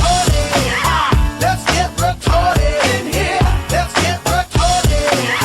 Let's get retarded in here. Let's get retarded. Let's get retarded in here. Let's get retarded. Let's get retarded in here. Yeah. Lose control, our body and soul. Don't move too fast, people just take it slow. Don't get ahead, just jump into it. Y'all hear about it? The P's will do it.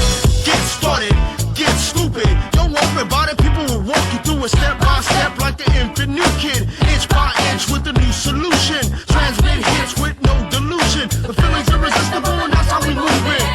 Everybody, everybody, let's get into it. And get stupid, get retarded, get retarded, get retarded. Let's get retarded. Let's get retarded in here. Let's get retarded.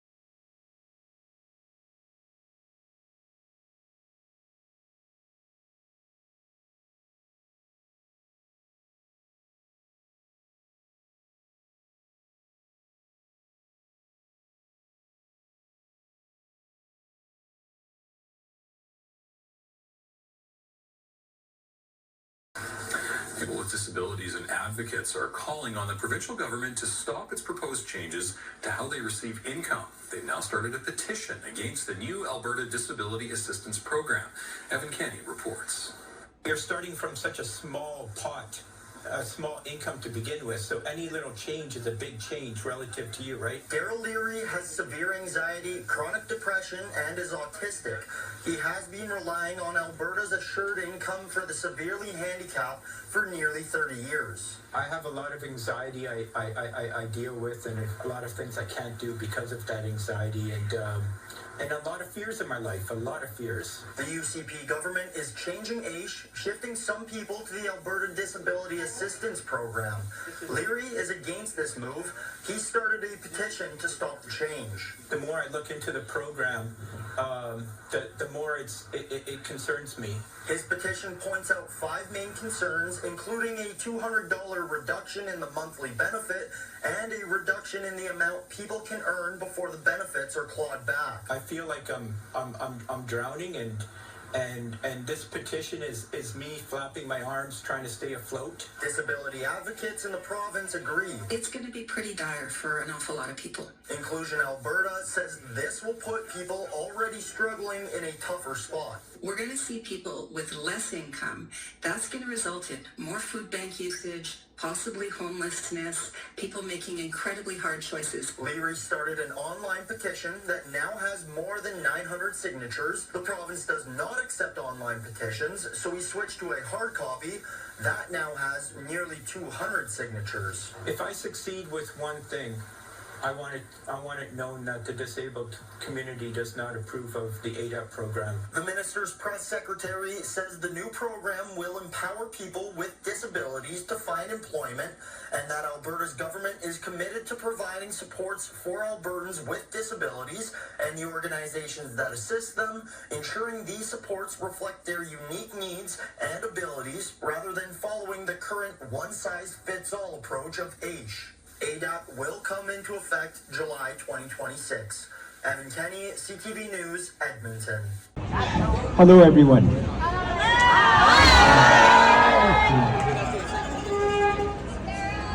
This 25-pound weight around my neck symbolizes the heavy emotional burden that ADAP places upon AISH recipients.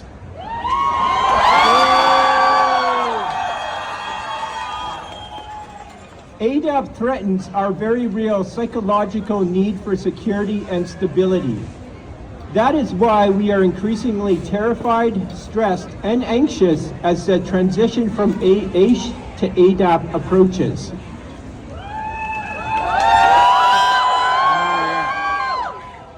Why must we bear the weight of a future that is even more difficult, more uncertain?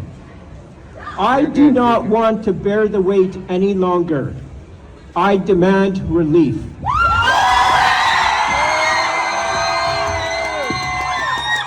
I'll only take about 10 seconds. I can talk right after Darryl if that's okay. Sure. If I don't fight back, I'll only continue to suffer. We will have to work 13 hours just to make up for the $200 a month that ADAP will take away from us.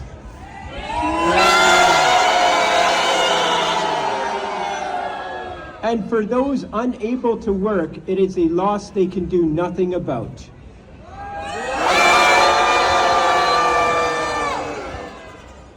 Why are the severely disabled being put into a welfare work program? It's like asking a dog with one leg to pull a sled. Maybe it can move it a short distance, but at some point it simply becomes cruel.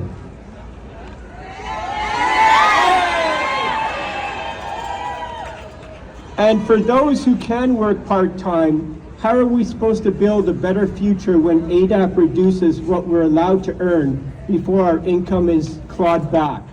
How is that opportunity?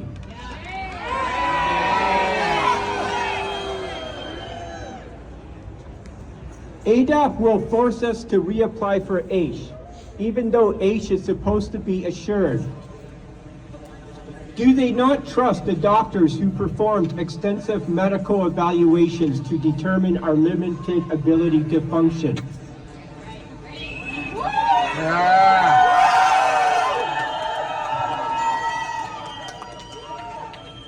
And as we age, our disabilities do not get better, they get worse.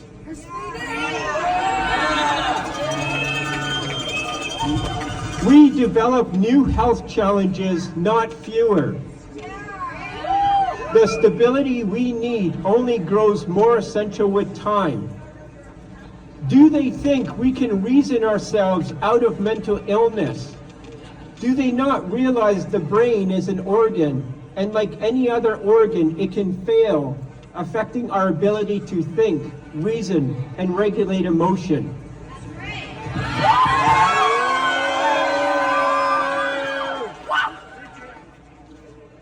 Do they choose to ignore that those found guilty of AISH fraud are only 0.05%, far lower than welfare fraud?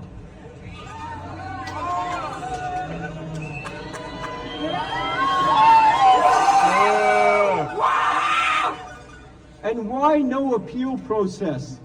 Even people in prison have the right to appeal. Why not the disabled community?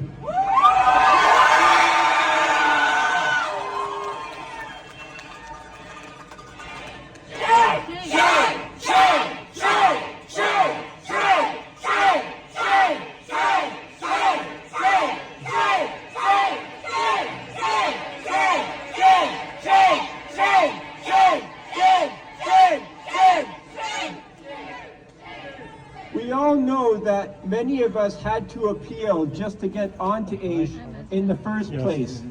As it's often said, no one gets onto AISH for the first time.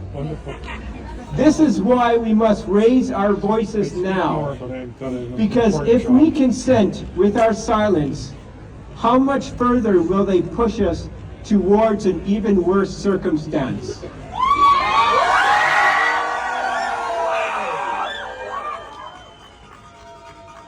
Please sign the paper petition to stop ADAP and save AISH. Thank you, I'm Darryl.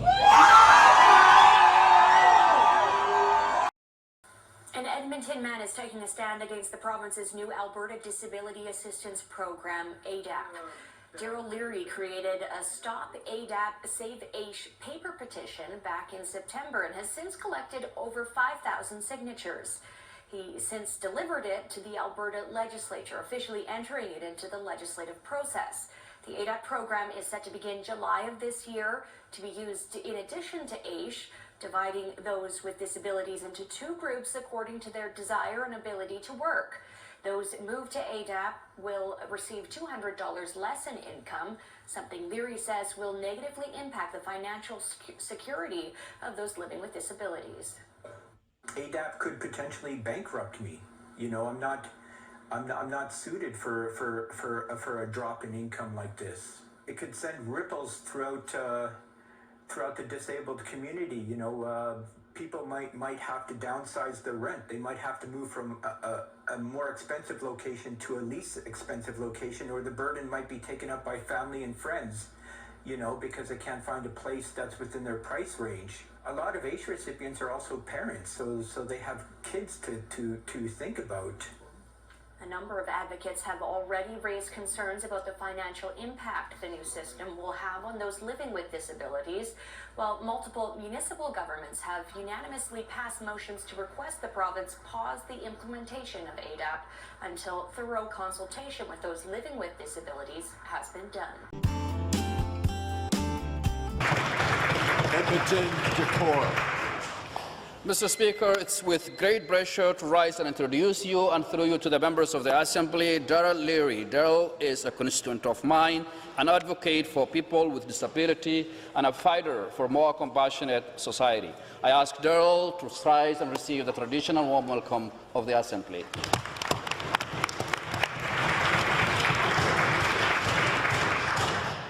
Ministerial statements. Okay, just before we do that, I'll just briefly remind everybody that some of the introductions didn't get done today because people went past their 12 seconds. So the ones that got cut off a little bit, I guess you know, or the 20 seconds, you know why. So for the future reference, let's try to keep it within the clock. The first statement belongs to Edmonton Decor.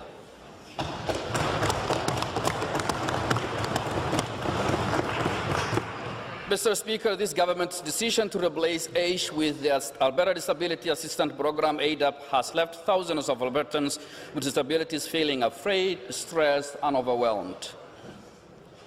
These are people already living with immense daily challenges. They deserve stability, not uncertainty. Yet, over 79,000 Albertans are being forced into a new system that will ask them to reprove their disability, placing them under another brutalizing, stressful process. Under ADAP, many will see their income drop by $200 per month and $400 for a couple at a time when people are struggling to afford the cost of rent and food. This cut will push them to the brink. Mr. Speaker, my constituent, Darryl Learie, is one among many Albertans who will face such a cut. Darryl is here in the Speaker's gallery today. I am proud to speak for Darryl and many others who could not make to the gallery today. Darryl Learie led a paper petition with over 5,600 signatures alongside an online petition supported by more than 7,000 Albertans. I'll be tabling today these 5,600 signatures. These are signatures representing people who are scared, exhausted, and wondering how they survive. They feel invisible, they feel abandoned, and they are pleading simply to be heard.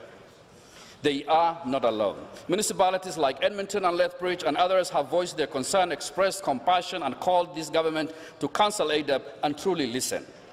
When I asked Darryl about his motivation, he responded, and I quote, "I'm just fighting for a more compassionate society," end quote. I add my voice to those thousands of Albertans and ask this government to cancel ADAP because dignity is not optional, and neither our responsibility as members of this Assembly. Thank you, Mr. Speaker. Here.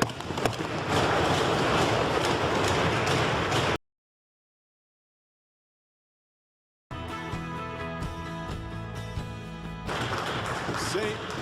Albert.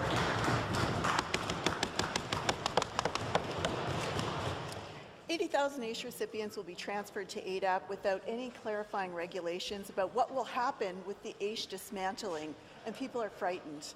Councils and mayors from Calgary, Edmonton, Lethbridge, Red Deer, Camrose, Airdrie, Rocky Mountain House, and Clare's Home have all urged this UCP government to immediately pause ADAP and measure the impact of the changes on municipal services.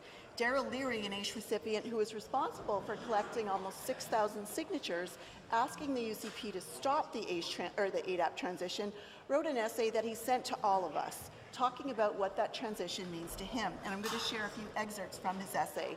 I urge all members to read it in full. Quote, "At 52 years of age, I'm not as resilient as I was in my 20s and 30s. I'm haunted by many real fears, such as my health, homelessness, and losing family and friends who are essential to my well-being.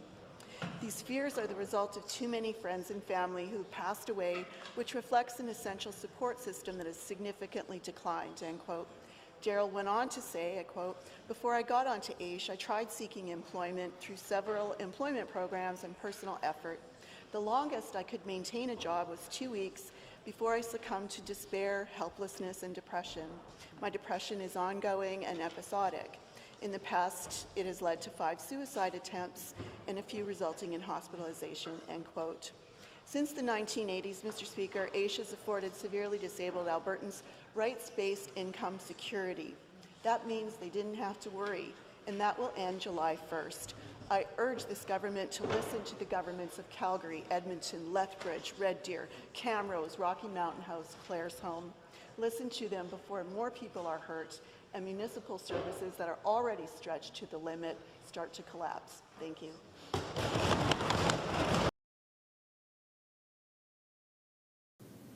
Good morning, and thank you for being here. I want to first acknowledge that we are on Treaty 6 territory and acknowledge the Métis people who share a deep connection with this land.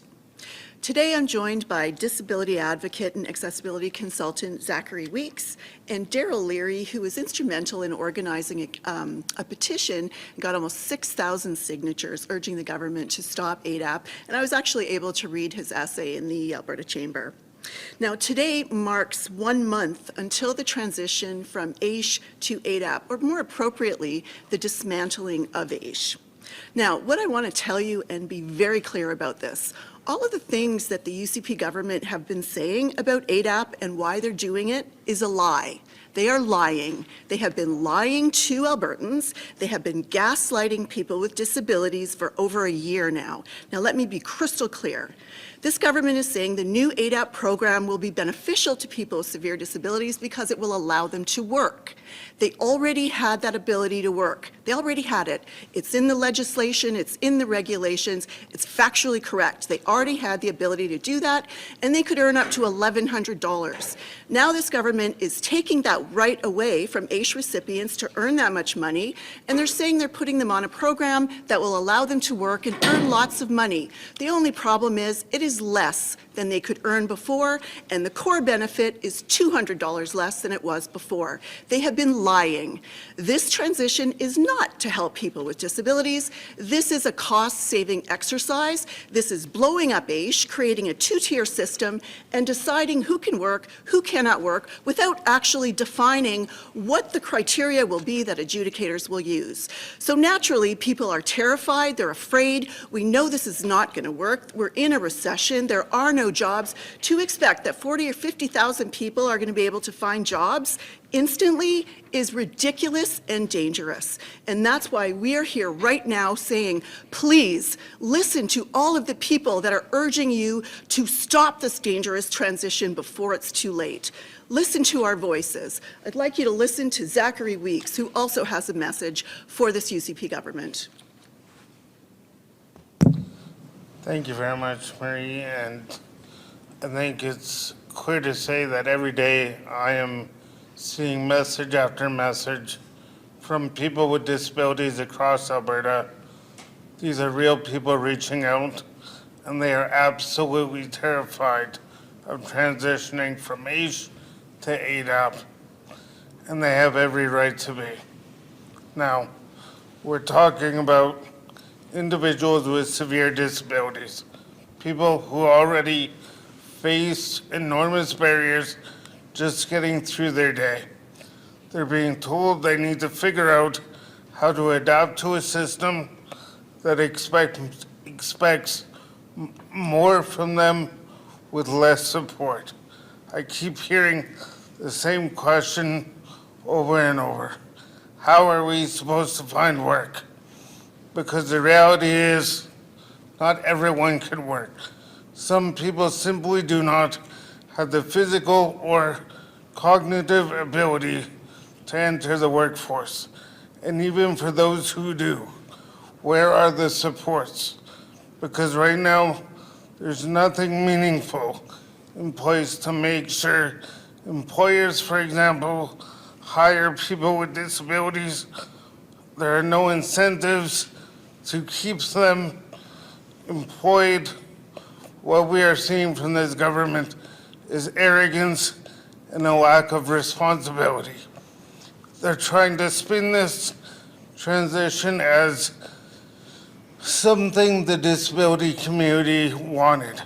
Let me be very clear. That is not true. That is not true. This is not what my community asked for. This is not what Albertans with disabilities asked for. If the goal was to improve the system, they could have done that with AISH. They could have invested what they're bragging about and improved supports that were already there. But instead, they're trying to reinvent the wheel, and they're putting people with disabilities' lives at risks. Now, municipalities across Alberta have also spoken out against these changes. I'm going to list them out because there are many.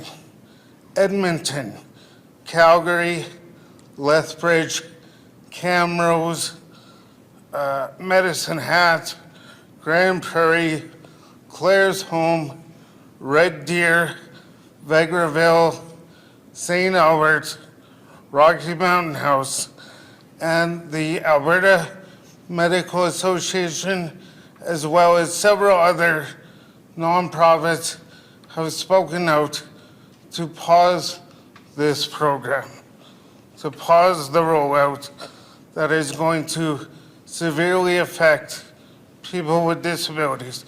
Now, behind all of this, there's a very real and very serious human impact. People are telling us they do not know how they are going to survive this transition. Some are in crisis. I'm getting messages from people every day that are ready to end their lives. That is the reality we're dealing with here. 1 month out from this transition, I'm asking the government to do the right thing to stop dismantling AISH and stop the transition to ADAP. And this is for the Premier, Danielle Smith, and all the ministers and all the UCP staffers and the voters. Are you going to look the people in the eye, the families in the eye of the people that killed themselves because of your recklessness and carelessness against our most vulnerable? Will you be at the funeral sitting beside me? I don't think you will. Because if you were leaders, you would stop this, you would drop the games, you would tell the truth, and you would listen to people with disabilities and their families. Thank you, Zachary. And now I'd like to turn it over to Darryl Learie.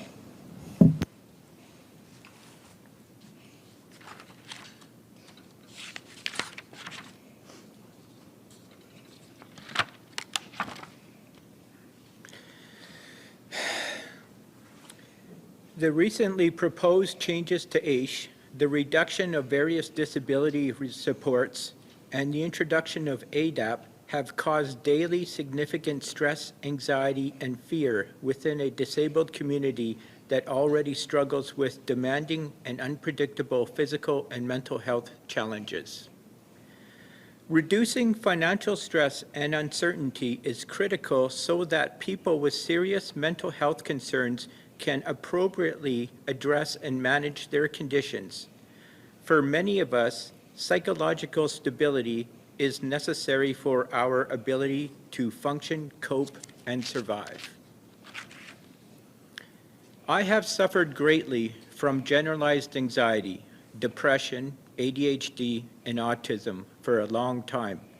My condition limits my ability to adequately cope with the pressures that come with certain expectations, especially long-term commitments. Because of the severe bullying I endured throughout my school years, I do not feel safe interacting with strangers.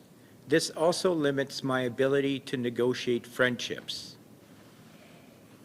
My wife suffers from COPD, diabetes, arthritis, and obesity. She has recently been hospitalized and can feel faint from simply moving too quickly.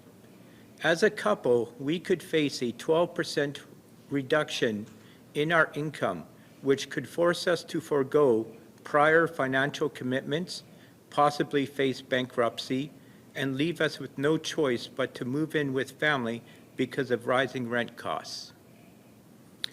My wife and I are dependent on one another to meet our basic needs. I do not believe I could live independently without her.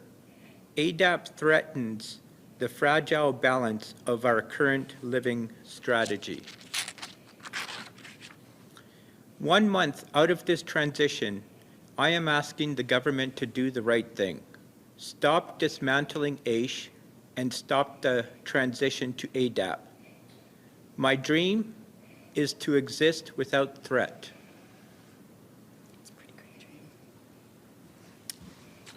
Thank you. That's a wonderful dream. And with that, I want to put my voice with Darryl's and Zachary's with all the municipalities, all of the councils and reeves and mayors, urging this government immediately to pause the dismantling of AISH before more people are hurt. So with that, I'm happy to take any questions.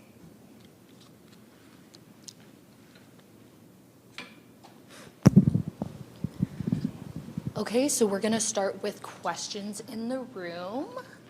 We have one. Here, if you can come over to the microphone. And then for anyone online, if you can just use the raise your hand function and we will come to you. Naraman with CTV. So we've been here before, we've had these press conferences before. Do you think the government will listen? And this is maybe for Zachary and for you as well, but do you think that there is a potential that this can be, postponed, paused? Well, what I will say, I don't know what this government will do, but I will say the only time that we have seen this government pause or back up or stop is in the face of enormous public pressure. That is the only thing that has caused them to make any movement, any positive movement in our opinion. However, we know that the only real way to end this disaster is to replace this government, and we will make sure that we do that. But until then, we will continue to push to make sure that they are sharing what is the definition of severe disability and employable, what will the adjudicators be using? Because I'm hearing from people, let's say someone who's a quadriplegic who got a letter saying, yeah, you need to go find employment. When we know there is no accessibility employment, this government won't even pass a legislation that makes the government more accessible. So we know the only thing that has ever caused them to stop is public pressure. And so until the very day that it starts, and even afterwards, we are not going to stop because we know there are more regulations that are coming that will be harmful. We already saw one recently last week, I think it was, Darryl referred to it, that if there are two cohabitating people on AISH or ADAP, they will have a further reduction. So they lost Canada Disability Benefit 200, they lose another 200 on ADAP, and now they're going to lose another 12%. But they'll be okay because government says, yeah, go find a job. It'll be great. You can work, which is baloney. So I'm sorry, I'm going to turn this over to Zach too. I'm sure he's got some comments. Yeah, I don't think there'll. What I will say is I will challenge Danielle Smith and her government again to prove me wrong, because what they're doing is inhumane. We need to focus on an Alberta that treats people as humans, not as numbers, not as budget cuts. And so, they still have time to do the right thing. Mm-hmm. I just want to add one thing that I was just thinking about. Now, this government has spent just over $60 million they're saying to create these new jobs for people that will be leaving AISH. Now, they've hired, I think, 60-some contractors, private contracts. We have no idea who they are. What I'm hearing from the disabled community is there wasn't a public RFP. Some people got phone calls, were asked to bid. We don't know who these organizations are, but yet we know this government, when they transition people to this new program, is going to start having steps in place for people to say, okay, well, are you doing a job search? Are you participating in this program? Who have you called for work? When we know that people are unemployed at twice the rate of their non-disabled peers, and this government has done an awful job of opening accessible pathways for people with severe disabilities. I'm talking people that are quadriplegic, people that have cerebral palsy, people who are blind, people who are deaf, people that have mental illnesses, people that have Down syndrome. There's 80,000 people with as unique disabilities as they are, and this government thinks spending $60-some million, throw a few bucks here to have a virtual training classroom is the answer, when it's taken decades for us to become to this place where employment is difficult enough for people with disabilities. That is not the answer, and that's why we are so frightened and worried about the harm that's coming, and we will continue to push this government to please stop. And Zachary, I just want to double check. You are an advocate in the disability community, and you hear from so many people. And so when you are hearing people talking about taking their own lives because they don't know what their future looks like, you know, how heavy is it on you and for others who have to hear that?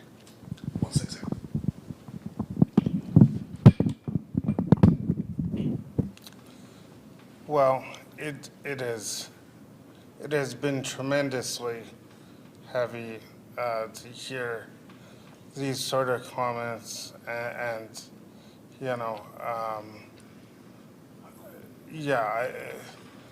to think that we're at a place in society right now where people are willing to end their lives because they are not getting the supports they need. Nobody is listening to them. They're punching down on people with disabilities, seniors, LGBT, Indigenous. I mean, the list goes on.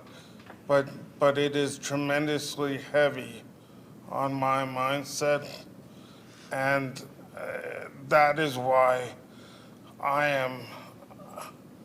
am pushing so hard, as hard as I can, and I'm grateful for every other ally that has stepped up to raise concern around these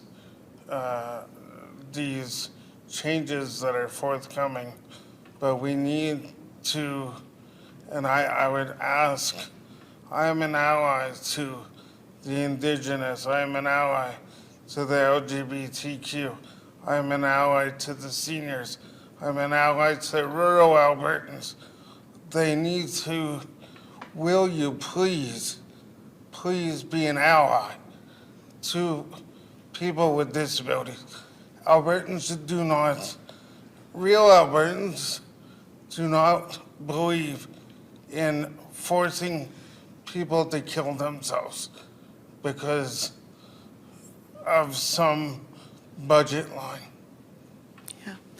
You know, I just want to give a good example of the lack of accessibility. Even so, people are starting to get their letters, actually last week, telling them, are they going on ADAP or are they going on AISH? Are they staying on ADAP or going back to AISH?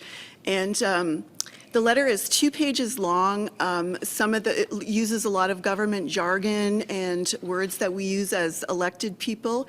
But I had so many messages and emails, people that couldn't even understand the letter. Yeah. They didn't actually understand that they were being moved or what the requirements were for them.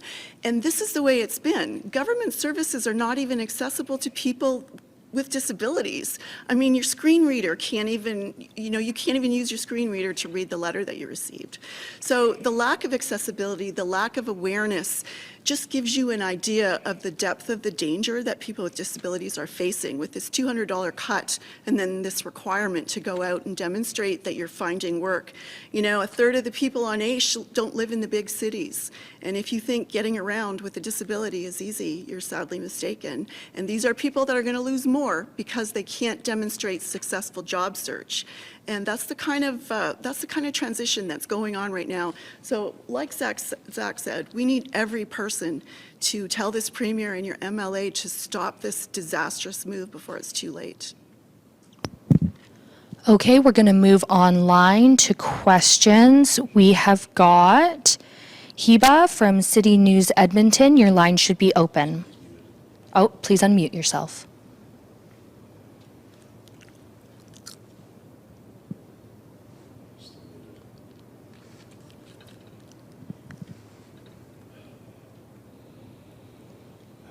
Heba, can you please unmute yourself so you can ask your question?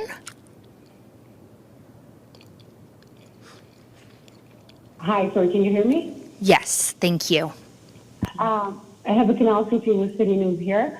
My question is, I'd like to hear from Darryl, if you can elaborate a little bit more about his situation.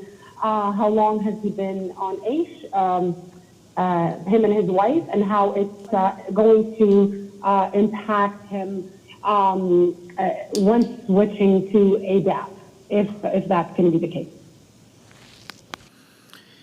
Okay, to quickly summarize, my mother first encouraged me to apply for AISH back in 1997.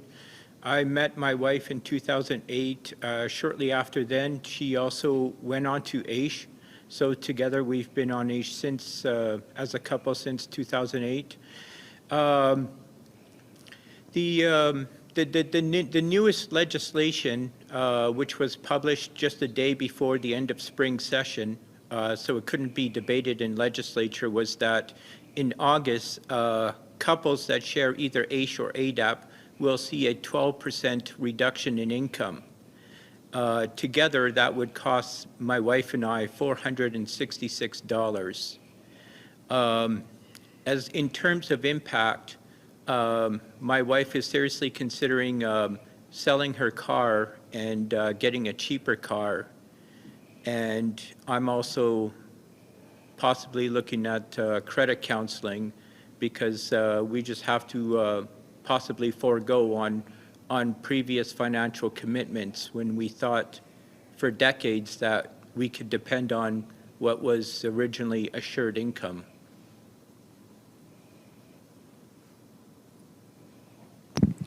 And do you have a follow-up?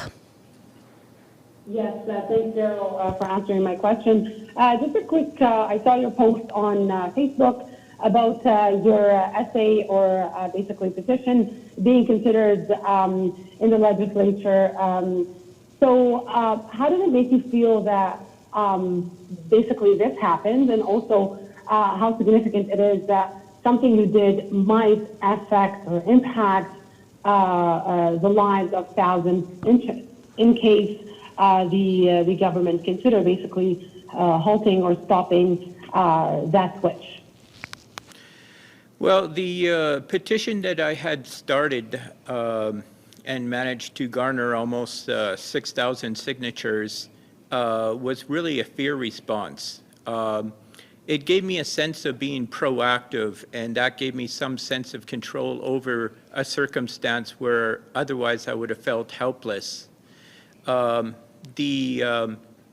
idea that it's a common cause and amplifies the voices of all those who signed it makes me feel really good about myself. Despite the not so good times that me and others are facing, the experience has been a deeply meaningful experience for me. But I am just one cog in the machine, one small cog, and the machine is made up of many gears that are all turning at the same time. So if there is a resolution or a rainbow at the end of the tunnel, for lack of a better word, it's because of all of us, not just me.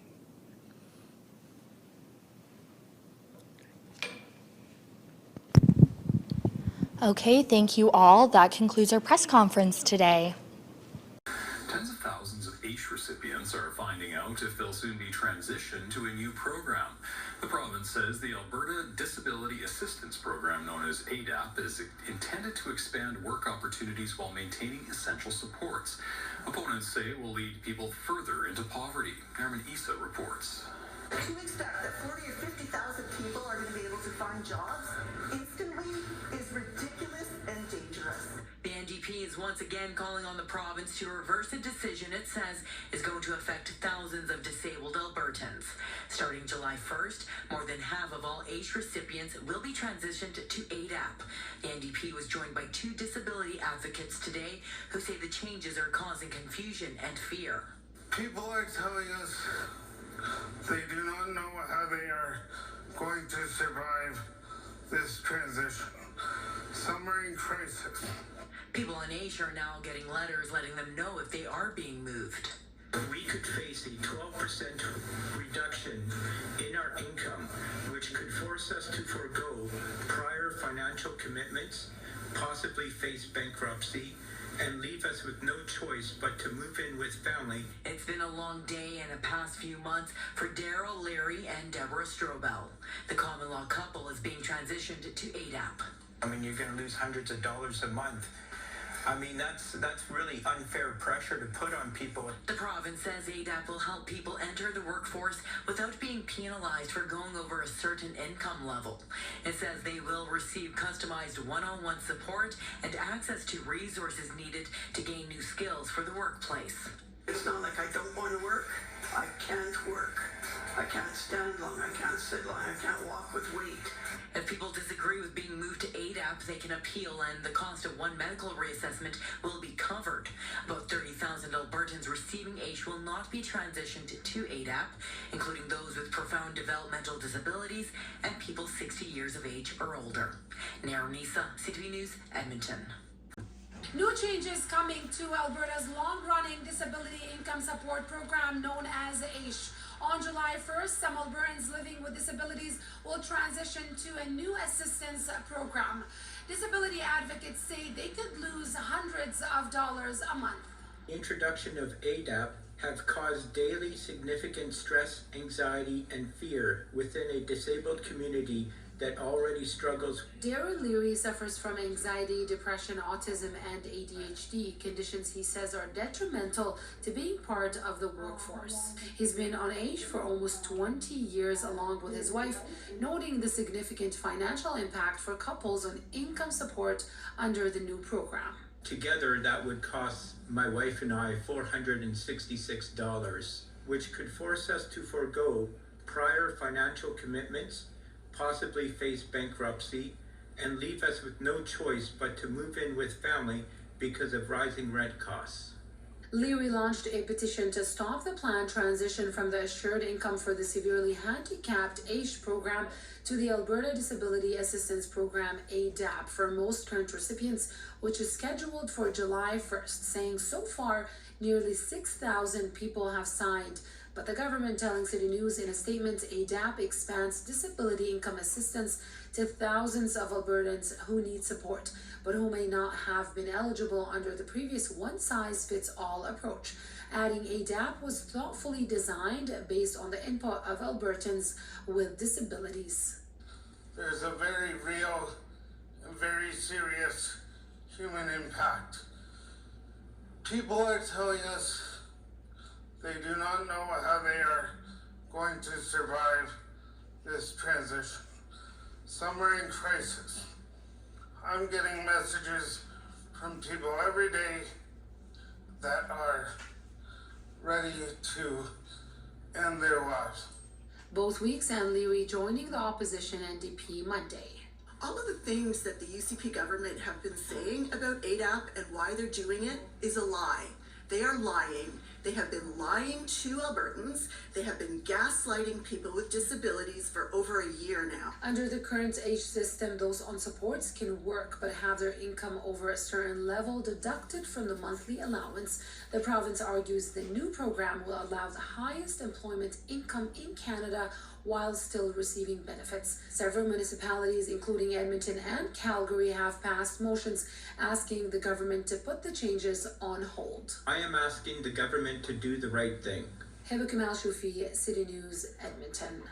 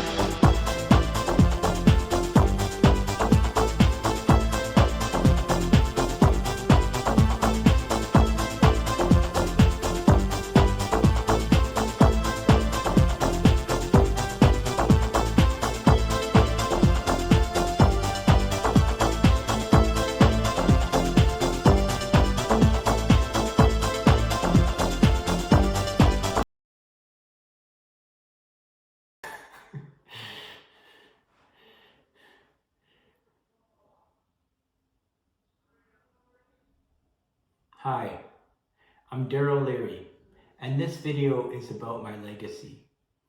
Legacy is very important to me for two reasons. The first reason is that I want there to be a record of my existence, or a record that I existed. And the second reason, perhaps less important reason, is that as an animal or a primate with the capacity for consciousness, I want people to know that I lived and experienced life. And that within that life, I had personal achievements that were meaningful to me. My full name is Darryl Wayne Wellington Learie, and I was born in Kelowna, British Columbia, Canada, back in 1973, December 6th, at 4:45 p.m. I'm going to start by sharing with you 3 self-published books that I've worked on and put together that include most of my life's work and my legacy. The first book I wanted to share is my book of photography, Darryl Learie Photography, the 5th edition. I self-published the 5th edition back in 2026, March 20th. This book includes 163 pages and has an average of two photos that I've taken per page. It illustrates the very best of my amateur photography.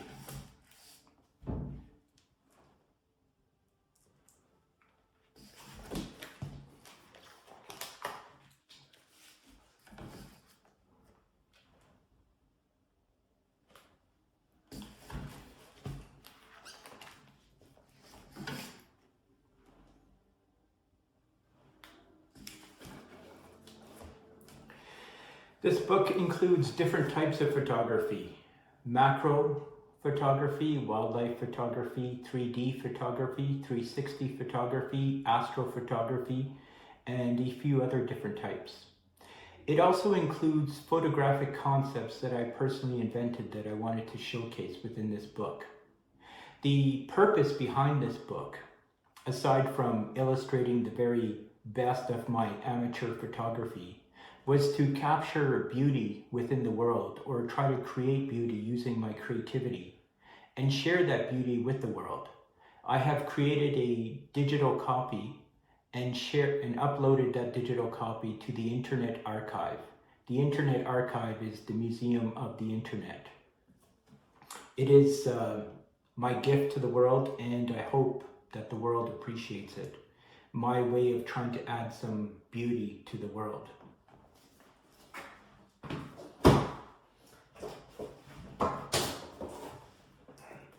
The second self-published book that I wanted to share with you is my personal records book, 10th edition. It's a big book. It's in a 5-inch binder, and every page is in a protected sheet protector, plastic sheet protector. And I created this book back in 1993, September 10th. And I published the 10th edition on 2026, April 1st. This book documents 1,019 personal records. Those are personal records in athletics, cognition, emotional, and circumstantial. This book is not just me at my personal best. This book illustrates both extremes of my life, from the very worst to the very best.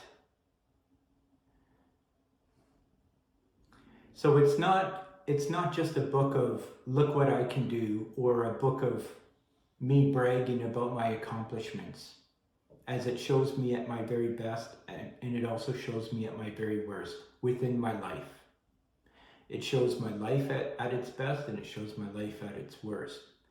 It's my hope that researchers will consider my personal records book as a case study, because my book documents, it's like a longitudinal case study spanning over 3 decades, and it documents overcoming adversity for somebody who has generalized anxiety, depression, ADHD, and is on the autism spectrum.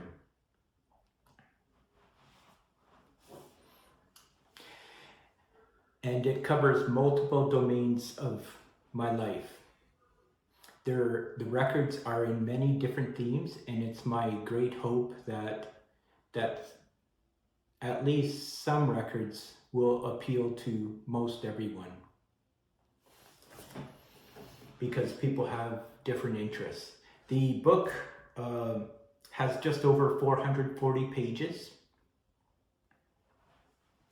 and I'll give you a quick glimpse into the format.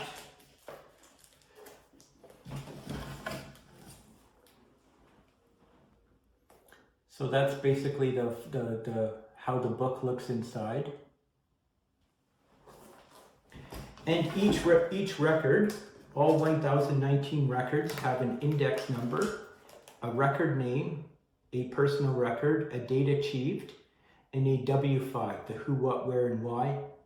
Also includes links, internet links, so that people can further verify my personal accomplishments. This book includes all of my personal life accomplishments. But again, it also shows both extremes of my life, from the very best to the very worst, from the good to the ugly. This work is, most of my legacy is in this book. Over 3 decades.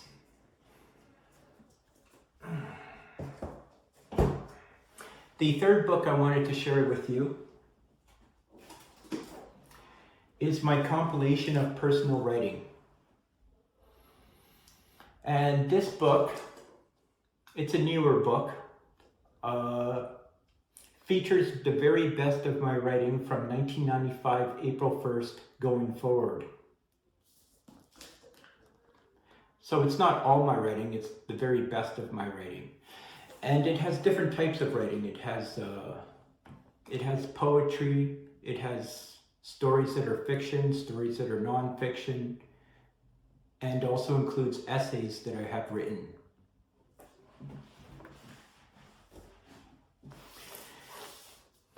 So the point of this book really is to capture my thoughts, my beliefs, my ideology, my concerns, my life story, my struggles, my journey, and share that with the world. So the first 2 books, my photography book and my personal records book, I have digital copies of both those books, and I have uploaded them to the Internet Archive so anyone can download and view them. And they're also on my personal website, darryllearie.com, www.darryllearie.com. I wanted to share 3 certificates that have the most meaning to me.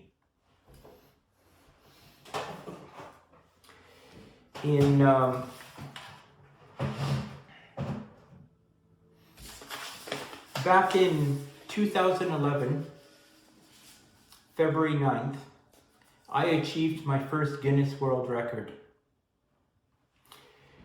on City TV breakfast television. I blew up 446 balloons in 1 hour. That's blowing up the balloons and tying them off. And the balloons had to be 20 centimeters. That was the criteria. This is a copy of my Guinness World Record certificate. So you can see there. This is a copy as I keep the originals in a safe place. I printed off the copies on photographic paper.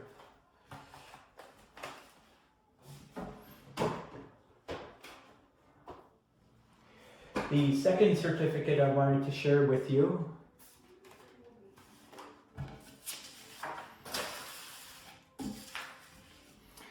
is my Ripley's Believe It or Not certificate. And this was for achieving 11 one-arm push-ups on a raw egg without breaking the egg. And again, this is just a copy. The original is in a safe place. And I received this 2012, September 1st. So I've been recognized by both Guinness World Records and Ripley's Believe It or Not. The third certificate I wanted to share with you, and perhaps the most meaningful, was presented to me by my MLA, Sharif Haji of Edmonton Decor. And this certificate recognizes my petition effort. I had started a paper petition with 5,674 signatures that was tabled in the Alberta Legislature on 2026, April 14th. And the reason that this is probably the most meaningful is that the petition was part of my strategy, or part of my intent to create a more compassionate society. I was trying to stop the transition of people on the AISH program, Assured Income for the Severely Handicapped, from being transitioned onto the Alberta Disability Assistance Program, ADAP, where they would have less income, less benefits, and no appeal process.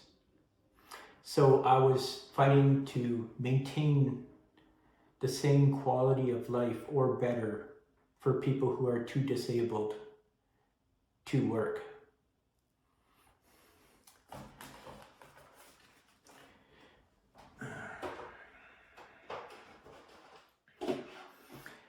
So that is probably the greatest achievement in my life, because it was a real world contribution to society. My petition, as well as my name, were officially recorded in the Hansard, which is the official Alberta legislative record. And future policymakers and decision makers and researchers and journalists will be able to look up my petition in the Hansard and learn about policy and how marginalized groups are affected by different policies. And yeah, it was a really meaningful contribution, so I was really proud of that. Next, I'll share the 5 books that I'm published in. The first book I was published in is the Record Setter Book of World Records. Again, Record Setter is a website where people would go to set unique world records. The idea was that anybody could have a world record because anybody had a unique enough skill set to have their own world record. And I am on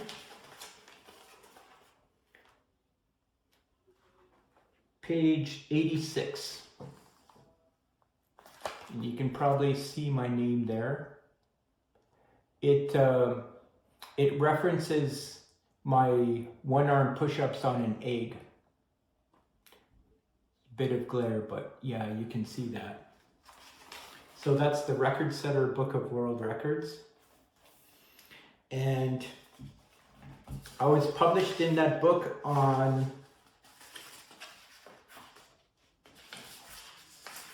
let's see here, 2011, November 1st. That's when I was published in my very first book, 2011, November 1st. The second book I was published in,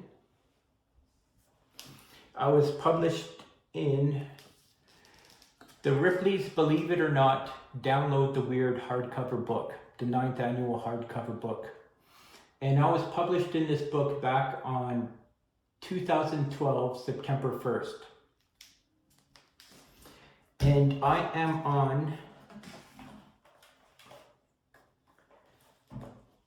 page 160. And there you can see my one arm push up on an egg without breaking the egg. And what's really cool about this is that within the Ripley's Believe It or Not museums, they keep a copy of each of their books. So technically, I'm in the Ripley's Believe It or Not museum.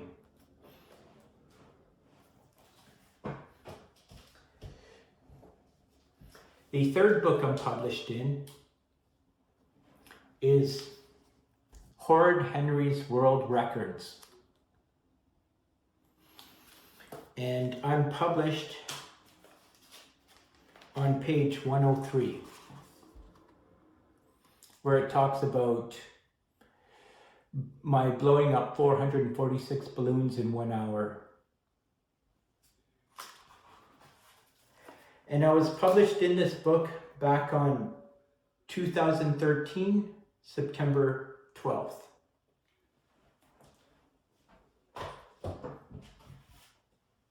The fourth book I was published in is the Mammoth Book of Weird Records. And I was published in this book in 2015, July 7th.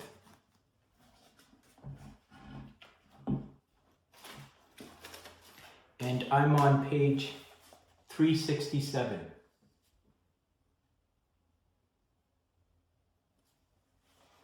For most one-arm push-ups on a raw egg. My personal record is 16, but at the time it was documented at 11 one-arm push-ups on a raw egg without breaking the egg. And the fifth book that I'm acknowledged in is Mickey Gooch's Balancing the World on One Finger. Now, I guess technically I'm published in this book because my name is in this book, but I'd like to say that I was acknowledged in this book. Mickey Gooch is one of my Facebook friends, and my name appears on page 294. You can probably see that.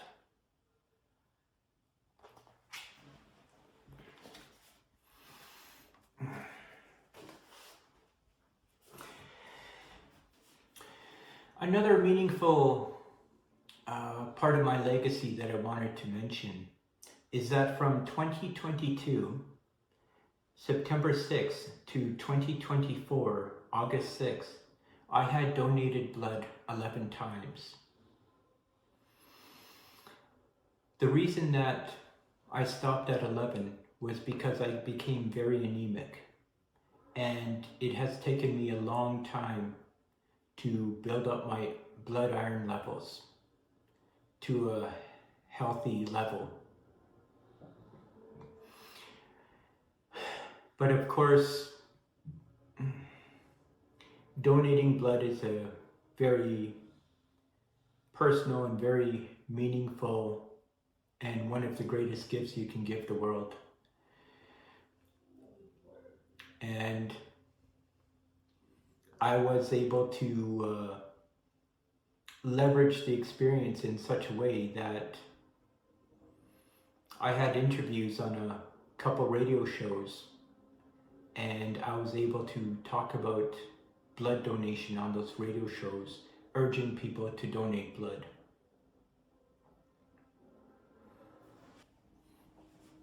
This video is more for me than it is for you, but I hope somebody watches.